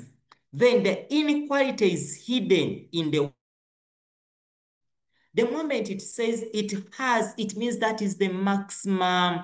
You cannot go beyond that. That is the available time. That means that calls for an inequality of less than or equal to. Less than or equal to. And these ones are already 2 inequalities generated. The only thing you need to know that now you are going to let Coke be represented by X, let this be represented by Y. And then you formulate your inequality 2X plus 3Y is less than or equal to 240. Then you say 4X plus Y is less than or equal to 108. These are the inequalities. Continue and say the company has a warehouse that limits the total production to 100 crates. That means that the number of crates produced for Coke and Fanta is 100. That means it does not go beyond 100. So you say X plus Y is less than or equal to 100. Then you continue. That demands at least 20 crates of Coke. 20 crates of Coke is X. So you say X is greater than or equal to 20. So that is how you can summarize and generate your inequalities. But make sure you read through, understand. Sometimes they are going to hide for you the words. They may not use the word maximum. They will say the available number. In cases it is in students, many times they can say a school wants to transport or wants to provide transportation for 400 students. Now that one calls that if they want to transport 400 students, it means that the number shouldn't go below that. That means we expect you to use the minimum sign of greater than or equal to. Now, that's how you need to plan. As you are approaching these items, that is how. So, but always read to understand inequalities and equations. These are inequalities. That means an equation has an equal sign. So I expect you to write 2x plus 3y is equal to 240. Write your inequalities and write the equation. Inequality and equation. Inequality, equation. Inequality and equation. So those are some of the things you need to look out.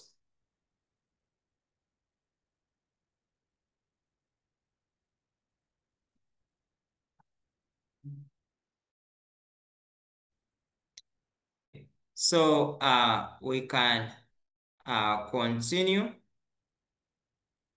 So those are some of the things. Then the maximization thing, I expect you to come and say the profit maybe 3,000x plus the 4,000y. Yeah. So then I want you, please, we can complete the rest of the parts. We can complete factors be divided. Now, first extract the information the way it is given in the scenario. Then from there, that's when you can go on and divide. But first write the inequality the way you have obtained it from the scenario. Divide when you are trying to get the points brought. Okay, I think surely there is a lot. There is a lot, but let me just run through. Those who will do, you'll form a graph of that nature. Yes.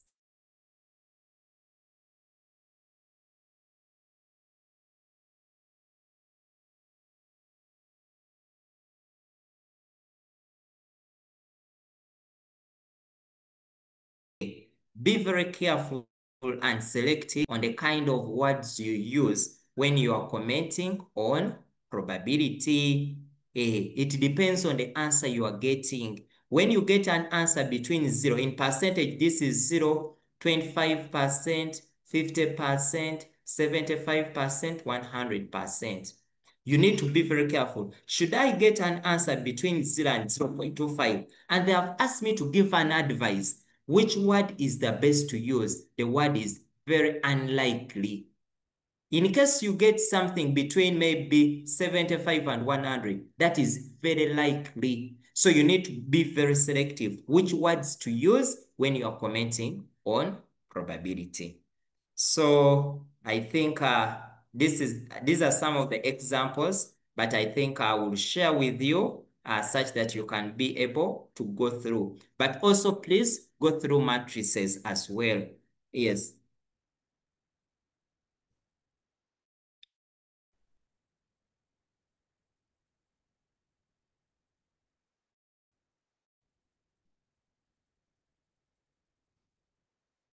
Yes. So you need also to go through the matrices things. So make sure you go through matrices such that you know what actually you are doing. Make sure you go through the matrices. This is just a scenario. You can take a on this as well. So that is briefly what we can share. This is also a scenario. This scenario is diffraction, enlargement, rotation. Yeah, as well go through it such that you source. Yeah. Yes. So all these are scenarios that and unfortunately the time we have cannot. But what to do? What we need to do? Let me share my screen here. I know we exhaust everything we have in this limited time. So what are you going to do? Now, I think we have made more than if I've not mistaken, more than 30 videos on each element of construct. What you can come see on this YouTube. In case is within your program, come here, you'll find this video explaining your programming. This video is on cohesion. You can to use these videos here for anything maybe I've not talked about. Once here, you'll find things of math. We have many. This is math data collection. I've not talked about geometry. I've not talked about distance time graphs, talked about graphs, map scales. You can utilize this video. Have quite a number of scenarios you can use, and then they can help you in your revision. Linear programming, still having problem with sites, you can find more video here. Quadratic equations here. Yeah. So just visit here. You about taxation. I've not talked about business math. Yeah, you can come and utilize probability. You can come. There is a probability thing here. Yeah. Yes. So anything we have not talked about, get time, utilize this, you'll be able to find out. Even you can check under the playlist here. It will depend on what you want, but in case it's in learning, come here. In case the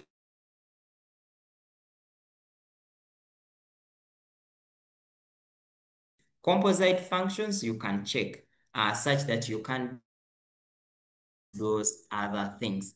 So allow me, I know I'm seeing some hands, but may I have only hands in?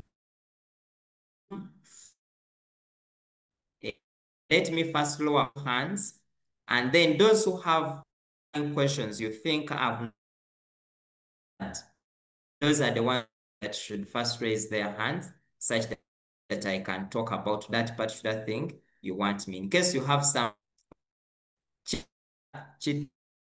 Chitela SS, unmute.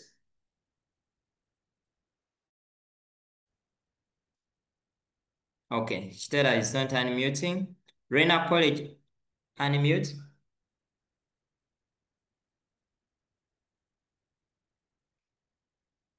Okay, Rena is not unmuting.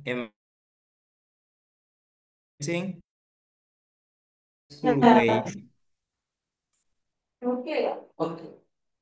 Master. Yes. There's a question is in section B, which requires some formulas.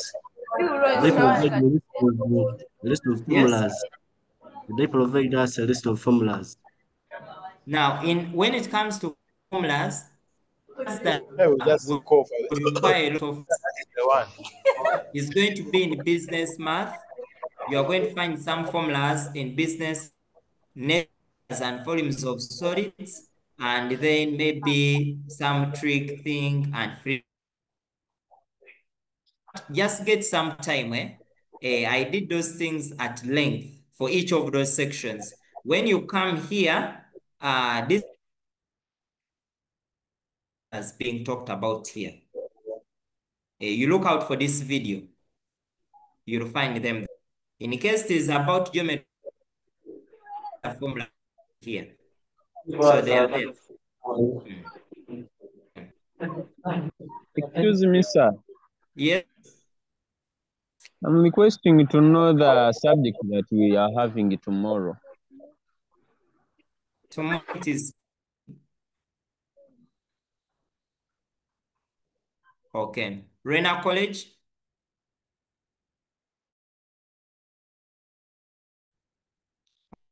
Girls, course, girls.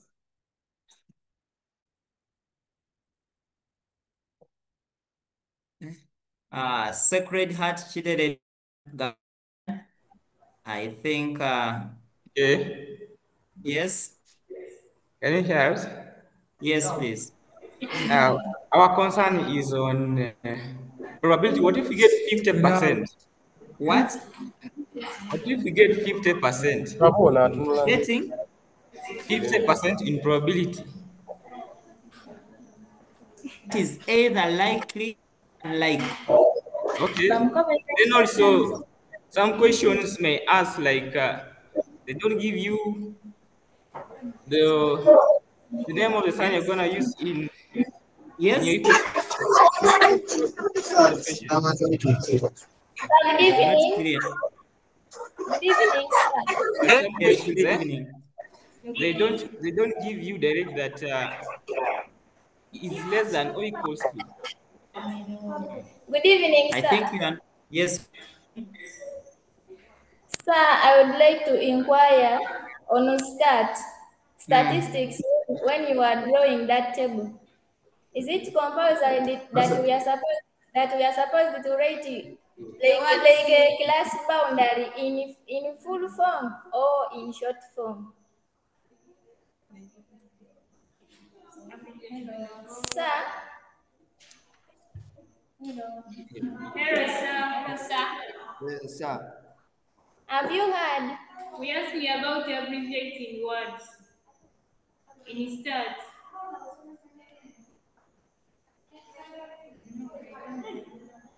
You were asking about Abbreviating of words in statistics. the class boundaries. Yes. Is it Mm. abbreviation or you write in full form that class boundary or you write CB? When you are talking about statistics, Yes. don't write CB, write class boundary. But after defining what your classes are, in case your class is talking about time, write time, don't write class. In case your class is talking about height, write height, don't write class. Yes. Hope that is okay. Like a light boundary. No, like that one is okay. But I'm not okay. I don't know that you need me to.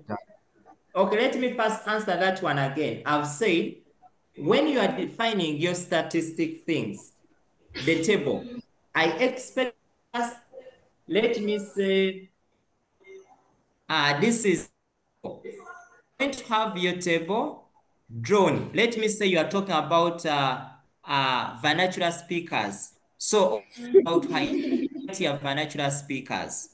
From there, don't put frequency. You put number of maybe days or number of people. Then in bracket, define that that is F. Then go on and say mid height. Then in brackets, you can put X. That's when now you can start abbreviating FX. Then here, put class boundary or cumulative frequency. Another question, sir. Yes. When you are calculating mode on a graph, which formula do we use? You have finished to draw your ogive, then you want to calculate the mode. Now on ogive, when we cannot estimate more, we only estimate median, percentiles, and quartiles. If you want to find a mode, we use the histogram. Yes. Yeah. So histogram, when you are estimating, these are your bars. We expect you to come draw, where they meet, come here and read off your mode. Okay. Another question, the last one. Like maybe when you are drawing an ogive, on the other side when you are putting it, they put cumulative frequency. You write that word horizontally or vertically? Better horizontally. But You it write depends. cumulative frequency. In case it cannot fit, then you write cumulative, then you can put your frequency down. Master space. But don't write like this. Don't write like this. Okay. Okay. Okay, thank you. Master, another question about Okay, the linear last. programming. Yes? Another question about linear programming. Yes, please. In forming the equations when we are going to draw the graph of linear programming, when you are going to form those equations, what do you follow when you are making the equations for the linear programming? No, there is nothing you follow. After having this, let me say this is an equation, you just drop the inequality and put an equal sign. Out of the class boundary. Thank you. Master, good night. Okay. But Let me they have not inform. answered me. Which question? So you conclude there on those equations when maybe you are estimating the boundary lines. You first show me your method. Now here, when you are Yes. plotting, I expect you to come and say X, Y, plot your thing, have your value table, have the coordinates you are going to plot. Then after, go to your graph, plot that particular line. Yes, then you know which region. Okay. Yeah. Okay, so good Good night. night. Okay, What's but you your can go and watch a video. I think there are very many videos about Number, the programming. number. The number. The contact for the video we don't have. you will give our Notice, teachers first. Don't you see what? okay. Or call or SS. Hello, sir. Hello, Gavanian? sir. Yes, please. Hello, sir. Yes, please. So on the other item for finding it was the perimeter, item 2, where we had defining the perimeter and the area, where we finding the length Yes. here. Yes. Now, that is the time when we had when we used it was the bulldozer. And then we had length of 30 and 10. Now, master, on 30 and 10, now which length should I usually consider, the largest number or the smallest number? Yes. Like remember you had area was length times width. You had length width is equal to 300. So when you test the first one, when length is 30, you notice that your width will be 10. When you use your length when it is 10, you notice that your width will be 30. Then you start reasoning. Can width be bigger than the length? No. Then that means you considered a pair that makes more sense, which was length when it was 30 and width when it was 10. Okay, master. Because remember, now that one you need to remember that someone can have the rectangular garden in this form, another one can have the rectangular garden in this form. So one form is this part is when you have 10, you have 30. Another form is when you have here 30, when you have 10 here. But one approach is one. I don't know that is okay. Okay. Yes. Okay. Thank you, master. Okay. I think let me just look through the chart.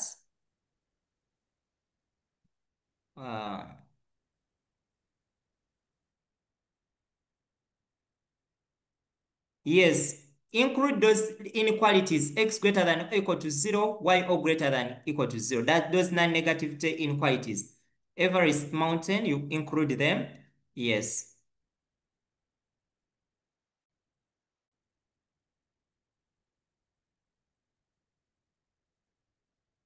Okay, I'm just looking at the chart.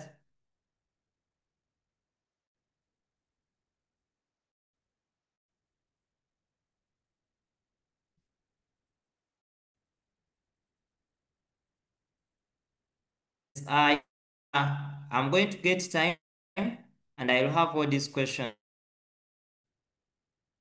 Okay. Thank you, Weya. I think where you are very close to where I am now.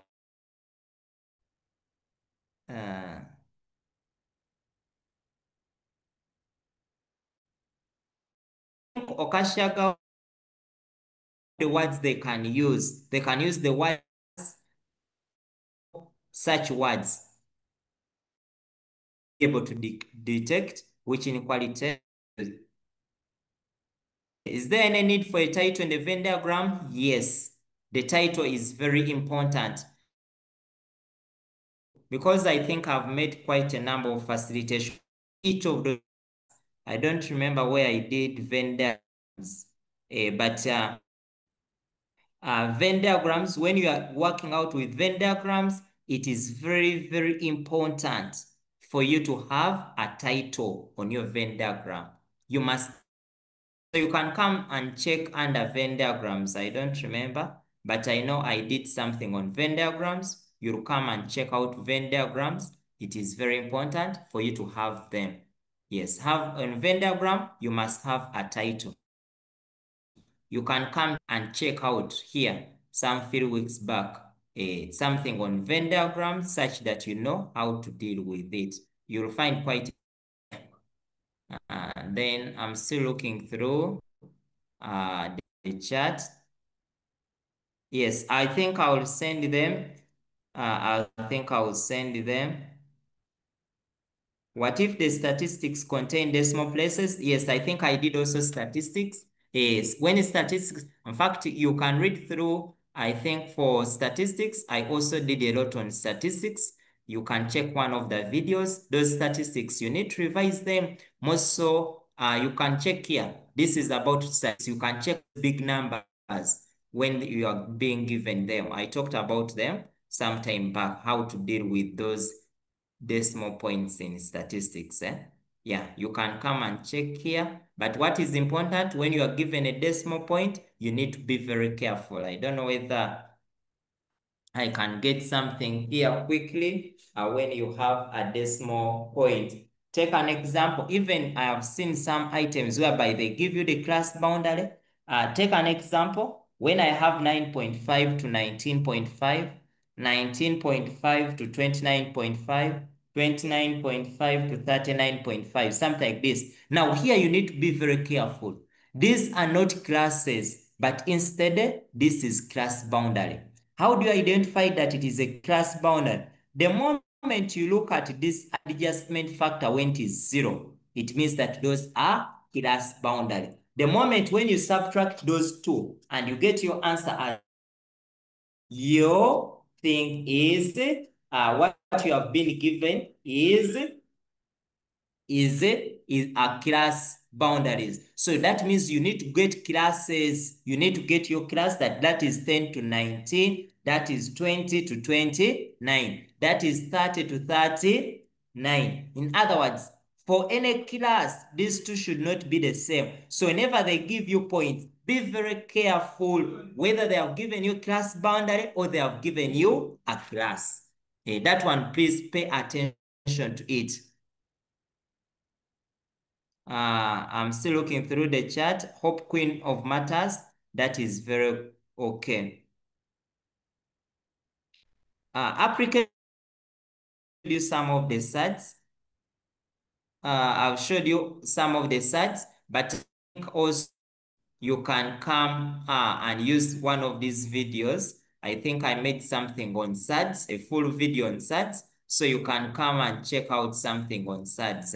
Yeah, we cannot exhaust everything. We cannot, but you can check out SADS here. There are some scenario item on SADS and some real life applications. I think we cannot exhaust all the questions. You have a lot, but we cannot exhaust. But let me give, I don't know, Okolo SS, your hand is still up. If you may ask, Price the King Boya, ask, and Chionga. Those are the Yes? Good evening, sir. Yes, good evening. Sir, we are asking Mm. On the data collection distribution table. Mm. At times they give us the class width when we don't know what to use and they have not put in the question. So can we just guess for ourselves and we put the range that we want? Now, when they have not given you, take an example. I don't know that I can get that. Given you that, I don't know that my screen is on. Now, it will depend what they have given you. But the best class intervals to use are 5 and 10. So what do you do? In case they have given you numbers 10, 30, 20, 80, something like this, I'm just assuming. Yes, sir. The things they have given you. Always look out for the highest minus the lowest value. Divide by two different class width. Divide by 5 and 10. Take an example. In case I have here, my highest is 80. So I will say 80 divided by minus 10 divided by class width of 5. So 80 minus 10 will give us 70 out of 5. So I will say 70 divided by 5, it will give me 14. Now this one means that if you use class intervals of 5, you'll form 14 classes. So this one may not be the best because 14 classes, those are many. At least you can have between 5 and 8, that is okay, or 10, but not more than 10. Alternatively, come and say, what about when I get 80 minus 10 divided by 10? So this will give you 7 out of 10, which gives you 7 classes. So here it means that you'll have classes of class width 10, but when they are 7. So here, the best to use is class interval 10 because you'll only form 7 classes, 1, 2, 3, 4, 5, 6, and 7. Understood? Okay, sir. Understood, sir. Thank you. Okay. Sacred Heart Chiterede.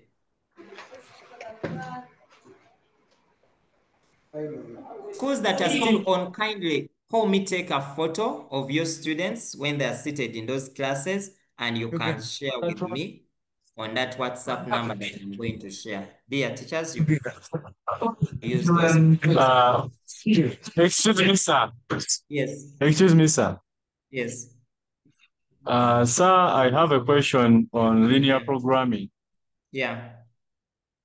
They had told us that when we are making the scale, that the scale should be uniform. But now I'm requesting to know whether it should be like that or not. Yeah. Now, when we are on Also linear more programming, looked at some of the marking points here. I told you about linear programming.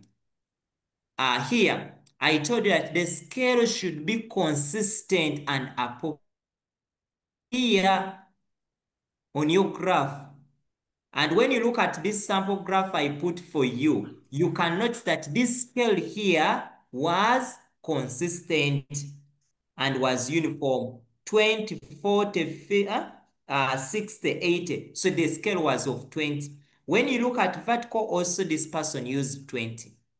And when you look at the labeling, she labeled very well some of this title as well and the scale.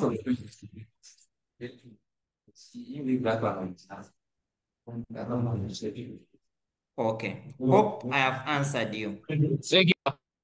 Okay. Gavanian, St. John Nyabwina. Yes, sir. Yes. How do you use the assumed mean? How do you? Sir, yes. How can you use the assumed mean? Now, when they give you the assumed mean, you need to know the formula. Use that assumed mean is given by A plus summation of F of D out of summation of F, whereby D is given by X minus A. Now, A is the assumed mean.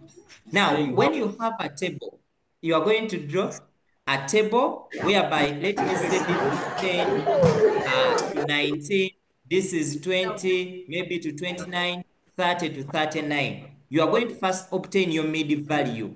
Your mid value is the X. X means you are going to say 10 plus 19 divided by 2. So you count 10 plus 19 divided by 2, you get 10.5. You 29 divided by 2, you get your 24.5. Then come here, get your D, which is given by X minus A. Now, the question will tell you, assuming the mean of this and this, in case the mean has been given maybe as 30, then you come here and say, my X is 14.5. So you say 14.5 minus 30. 24.5 minus that. But here, don't show your subtraction. Just put for us the answer. 14.5 minus 30, and then you put negative 15.5, something like that. Then after you come and fill. Then after you add another column here of F of D. I don't know whether Nyabwina have supported you. We would like. Yes? Nyabwina, have you picked something? Yeah, we have picked something, sir. Yes. We still need to ask. Yes? We wanted to know about inscribing and circumscribing. Now, when it comes to inscribing, let me say you have finished to do this. When you are inscribing, you bisect the angles you have. You place your compass here, you make an arc. Make an arc here as well. Get your compass, make an arc, put it here, make an arc. Bisect that angle. Do the same here. Make an arc, make an arc, put it here, make an arc, and then do like that. Now, where those two angle bisectors meet, place your compass there, draw an arc. In case it is circumscribing, it means you are drawing a circle around. That one, we use perpendicular bisectors. Place your compass here, make an arc, place your compass here, make an arc. Then place your compass here, make an arc, place here, make an arc, make an arc. Draw like that, bisect another line, draw perpendicular bisector, and then put your compass and do something like that. Master. I don't know whether Nyawina, it has helped a bit. Master. Yes? Master. Nyawina? Thank you. Eh? I wanted to ask about Thank you, sir. Okay. You wanted to ask about? The class width to Yes, determine yes. Of what? Class width. Hmm. Class width. Yes, please ask. Class width. Yes, ask. What is the question? What's the question? Master, how do you determine the class width? Yes. The class width. Now I've told you. Class width, the question may give you the class width. They may tell you using a class width of this and this. Number two, sometimes they don't give it to you and you need to use it. So, yeah, you need to create yours. Now, what do you do? Yes. Now, in case the question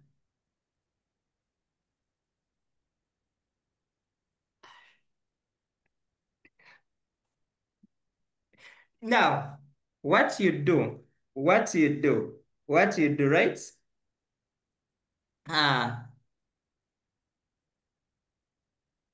In case they have already given you classes, let me say 10 to 19, 20 to 29, 30 to 39, and these are your classes.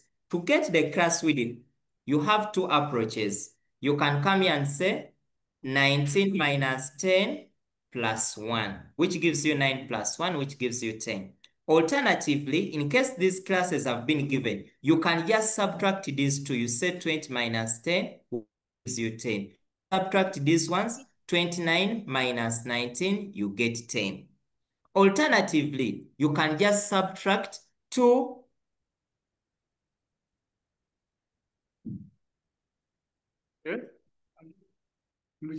Yes. Yes. So, the second way, you can, if you have class boundaries, 9.5 to 19.5, you can also just subtract the two. 19.5 minus 9.5, you get 10. So there are quite a number of ways you can get that class width you want. I don't know that I've answered your question, Gavania. Master, another question. Yes. How do you determine the percentage or the percentage? Which percentage? Yes. Which percentage? When they have given in the question, for example, when they tell you that the students were below. Now, when they give you such, that one, the best way to use is use an ogive, or use the cumulative frequency curve. What you do, draw your cumulative frequency curve, like that. Then let me say they have said below maybe 40%, then come and say 40 out of 100 of the total cumulative of the total frequency, say 40 out of 100 times the number of students in class. Let me say they are 200, and here you'll get your 80. Come on your graph here, check out on the cumulative frequency where you have your 80, come here, estimate, come here, and then read off. Now, the ones that are below, those are the ones they want. In case it was above, in case something is above, then what you do, read off the number of students you are getting here, check out your upper boundary here, and then subtract the two to get the ones for above. Okay, sir, thank you. Yeah, but I'm going to refer you, go back and use those videos because I may not. Chitela SS. Thanks, Master. Okay, Gavanian. Chitela SS. Okay. I think Yes. Thank you, sir. Now, Yes. I would like to inquire that when in business mathematics, they have not given you the gross income. When the question there is no gross income. How do you calculate the taxable income? The How do formula for getting gross income. Now, when they have not given you, there is something they will give you. Either they may give you the income tax when they want you to do the reverse. So now you need to just play with the formulas depending on what they have given you. But many times when they don't give you the gross income, they have given you the income tax. Hello. Okay, so you are going to come here. Thanks, sir. Titela, you are going to come here, but I will share with you something on that business math. I think I did a question on that. I will share with you this, such that you know how you can work backward. But I have a scenario of that nature, whereby they have given you the income tax, they have not given the gross income, but you work backward. Yes. Okay. Teacher, when you are having non-taxable allowance in the question. Yes? When you are having non-taxable allowance in the question. When you have non-taxable Allowance. allowance. Now, we do not tax allowances. Now, you need to first take note of what are those things that have been given to you. Take an example. In case it is insurance, we do not tax such.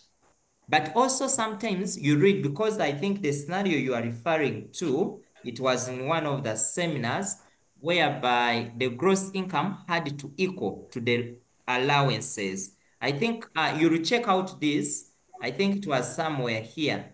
This kind of scenario, I think that's the one you are referring to, whereby the allowance, I think they were 0. I don't remember, but you can look at them at a later time.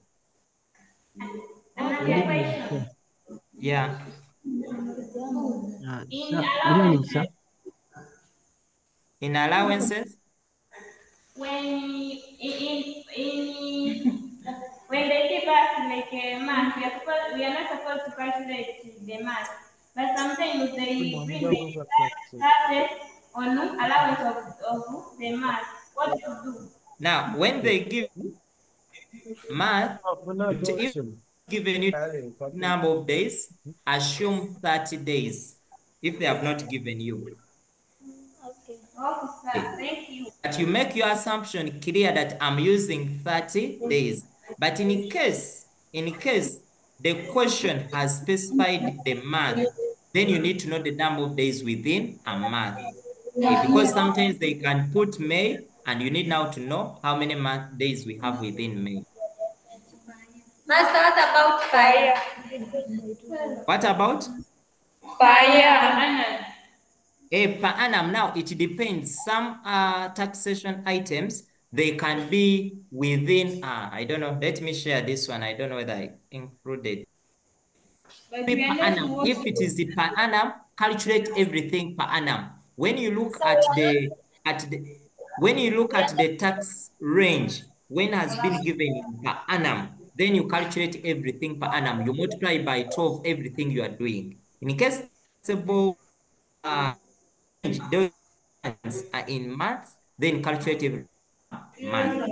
In case just calculate everything in dollars. Okay. okay.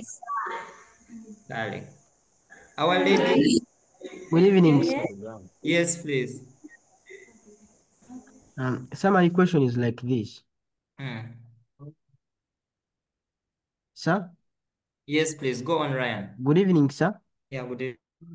My question is about bulldozer method, yeah? Hello, sir. I asked that when I use bulldozer method and I reach an extent that I fill in my variables, can I put down the answer that X is either and so either without using those long calculations? When you have used the calculator or when you have showed you're working? When I have just used a calculator. Now that one you are going to miss the marks for manipulation. You need to show how you are getting there. Okay, sir. Yeah. Another question is, Help me to know how to calculate the volume of a cone. Volume of a cone. Yes. Okay. Okay.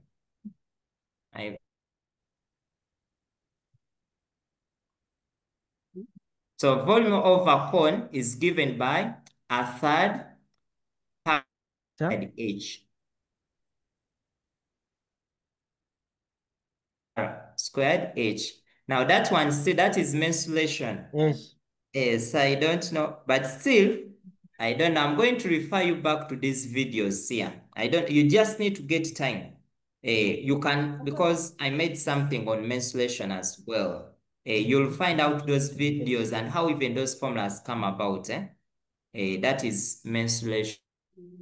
You'll know how it comes from, because it comes from a cylinder. I need to show you.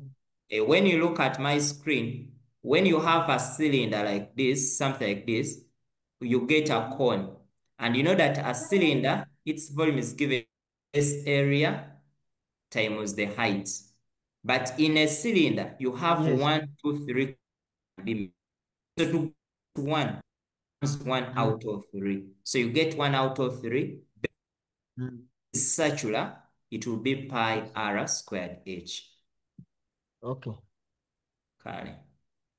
Thank you, sir. Okay.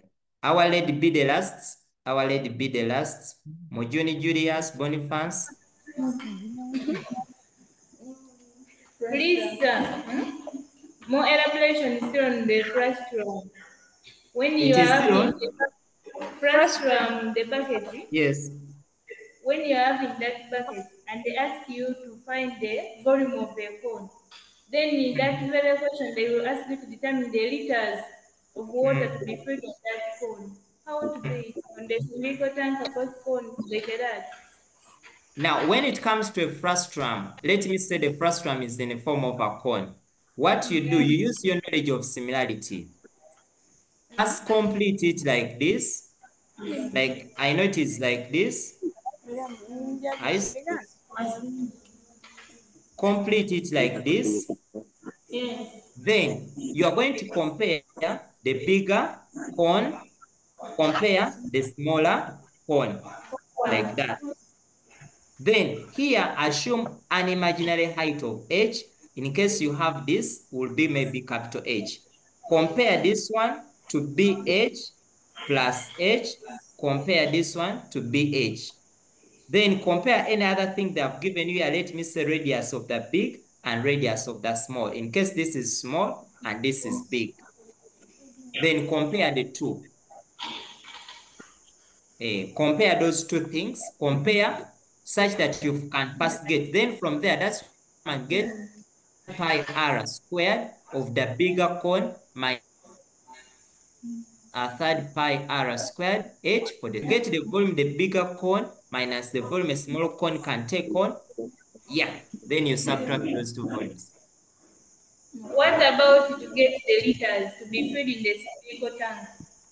To get the liters to be filled, The cylindrical tank. in the what? The cylindrical tank. Like when they have a tank to use to fill, or when you have Yes. to fill this. Mm. Okay, now what you do, you get the volume. This thing you want to use takes, let me say it is the bucket. You find the amount of liters it can hold. Get the volume where you want to put. Let me say this is the volume of this thing you want to put in, divide by the volume of what one bucket or what you want to use carries. So you get the volume of this bigger thing you want to fill, divide by the volume of that specific thing you want to use to fill. You divide the two. That one you get, it is called in liters. Yes? It is recorded in liters or centimeters. Liters. Better you work in liters. Okay. Then if they ask for amount, you multiply those liters. The amount? Yeah, the amount of always they give you the amount that this liter costs this. You multiply with those liters.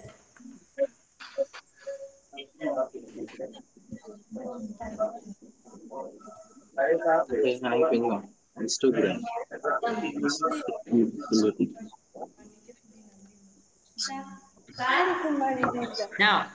Now that topic, what we are going to do, I don't know whether I can still refer you, because what you are talking about requires the calculations. But now Yes. after obtaining, like, because there you calculate how many buckets you will need to fill a particular thing. So you get those number of buckets times the cost of each bucket.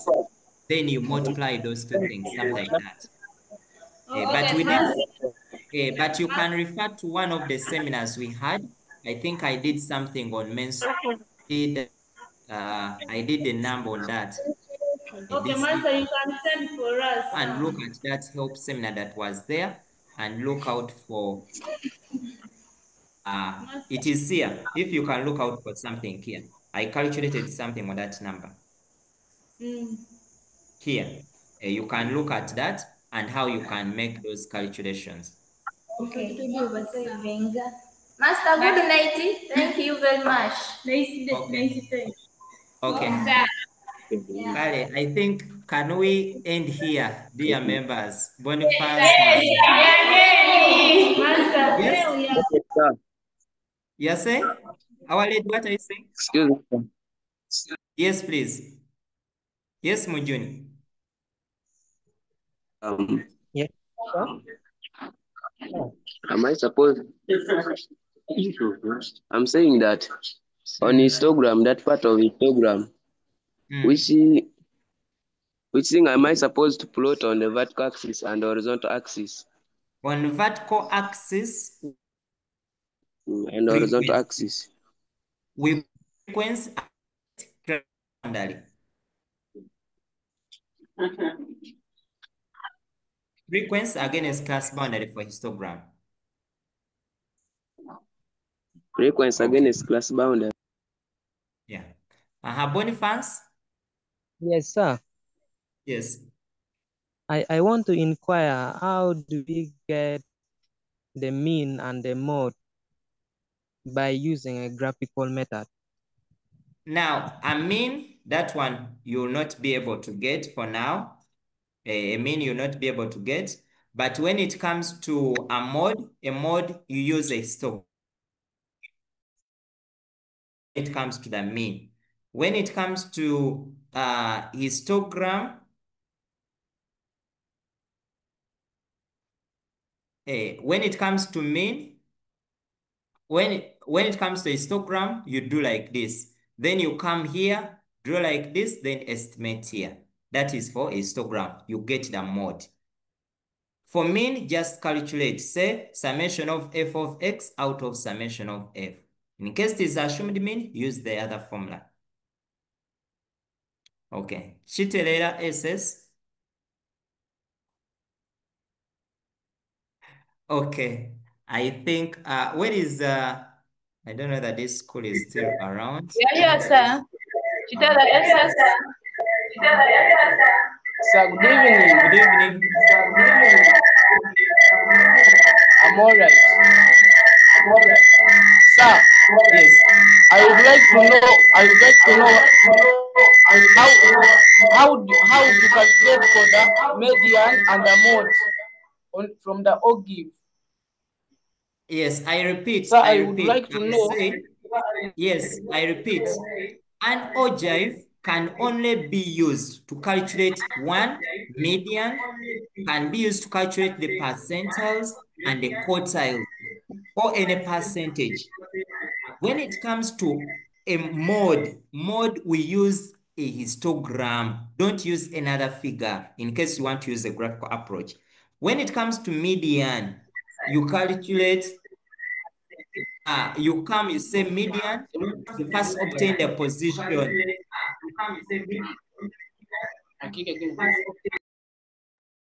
Yeah, okay. So median position is given by summation of f out of 2. Let me say you have 100, divide by 2, you get your 50th position. Come on your graph, look where 50 is.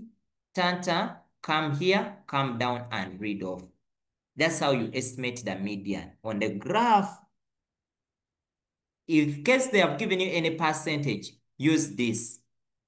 Here, histogram is strictly for mode, and we plot frequency against class boundary. Here, we plot cumulative against the boundary. Okay, I think all your questions have been. Now, I want school. There's this school here. I don't know whether it is still. Any school, Chengela, Chitela, I don't know which school. That's in a word of prayer. NS prayer. Let me see. You can raise up. Let me see. St. Henry's School Chengela or Arua. Kindly lead us in a word of prayer. Okay, Sodilok. Sodilok. Sodilok. And lead us in a word of prayer. You can pray. Sodilok. Yourself and lead us in a word of prayer. You can unmute.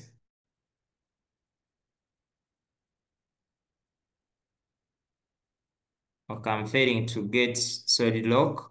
Yeah, but I think we are going to end here. Wish you success. Samal, you can unmute. Unmute yourself.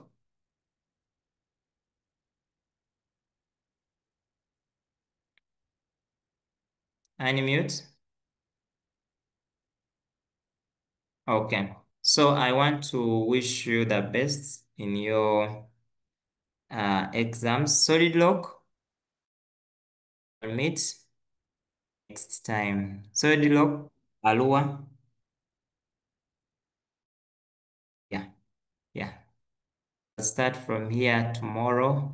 Have a good evening. Prep. I will send you these questions to try out such that you can be able to.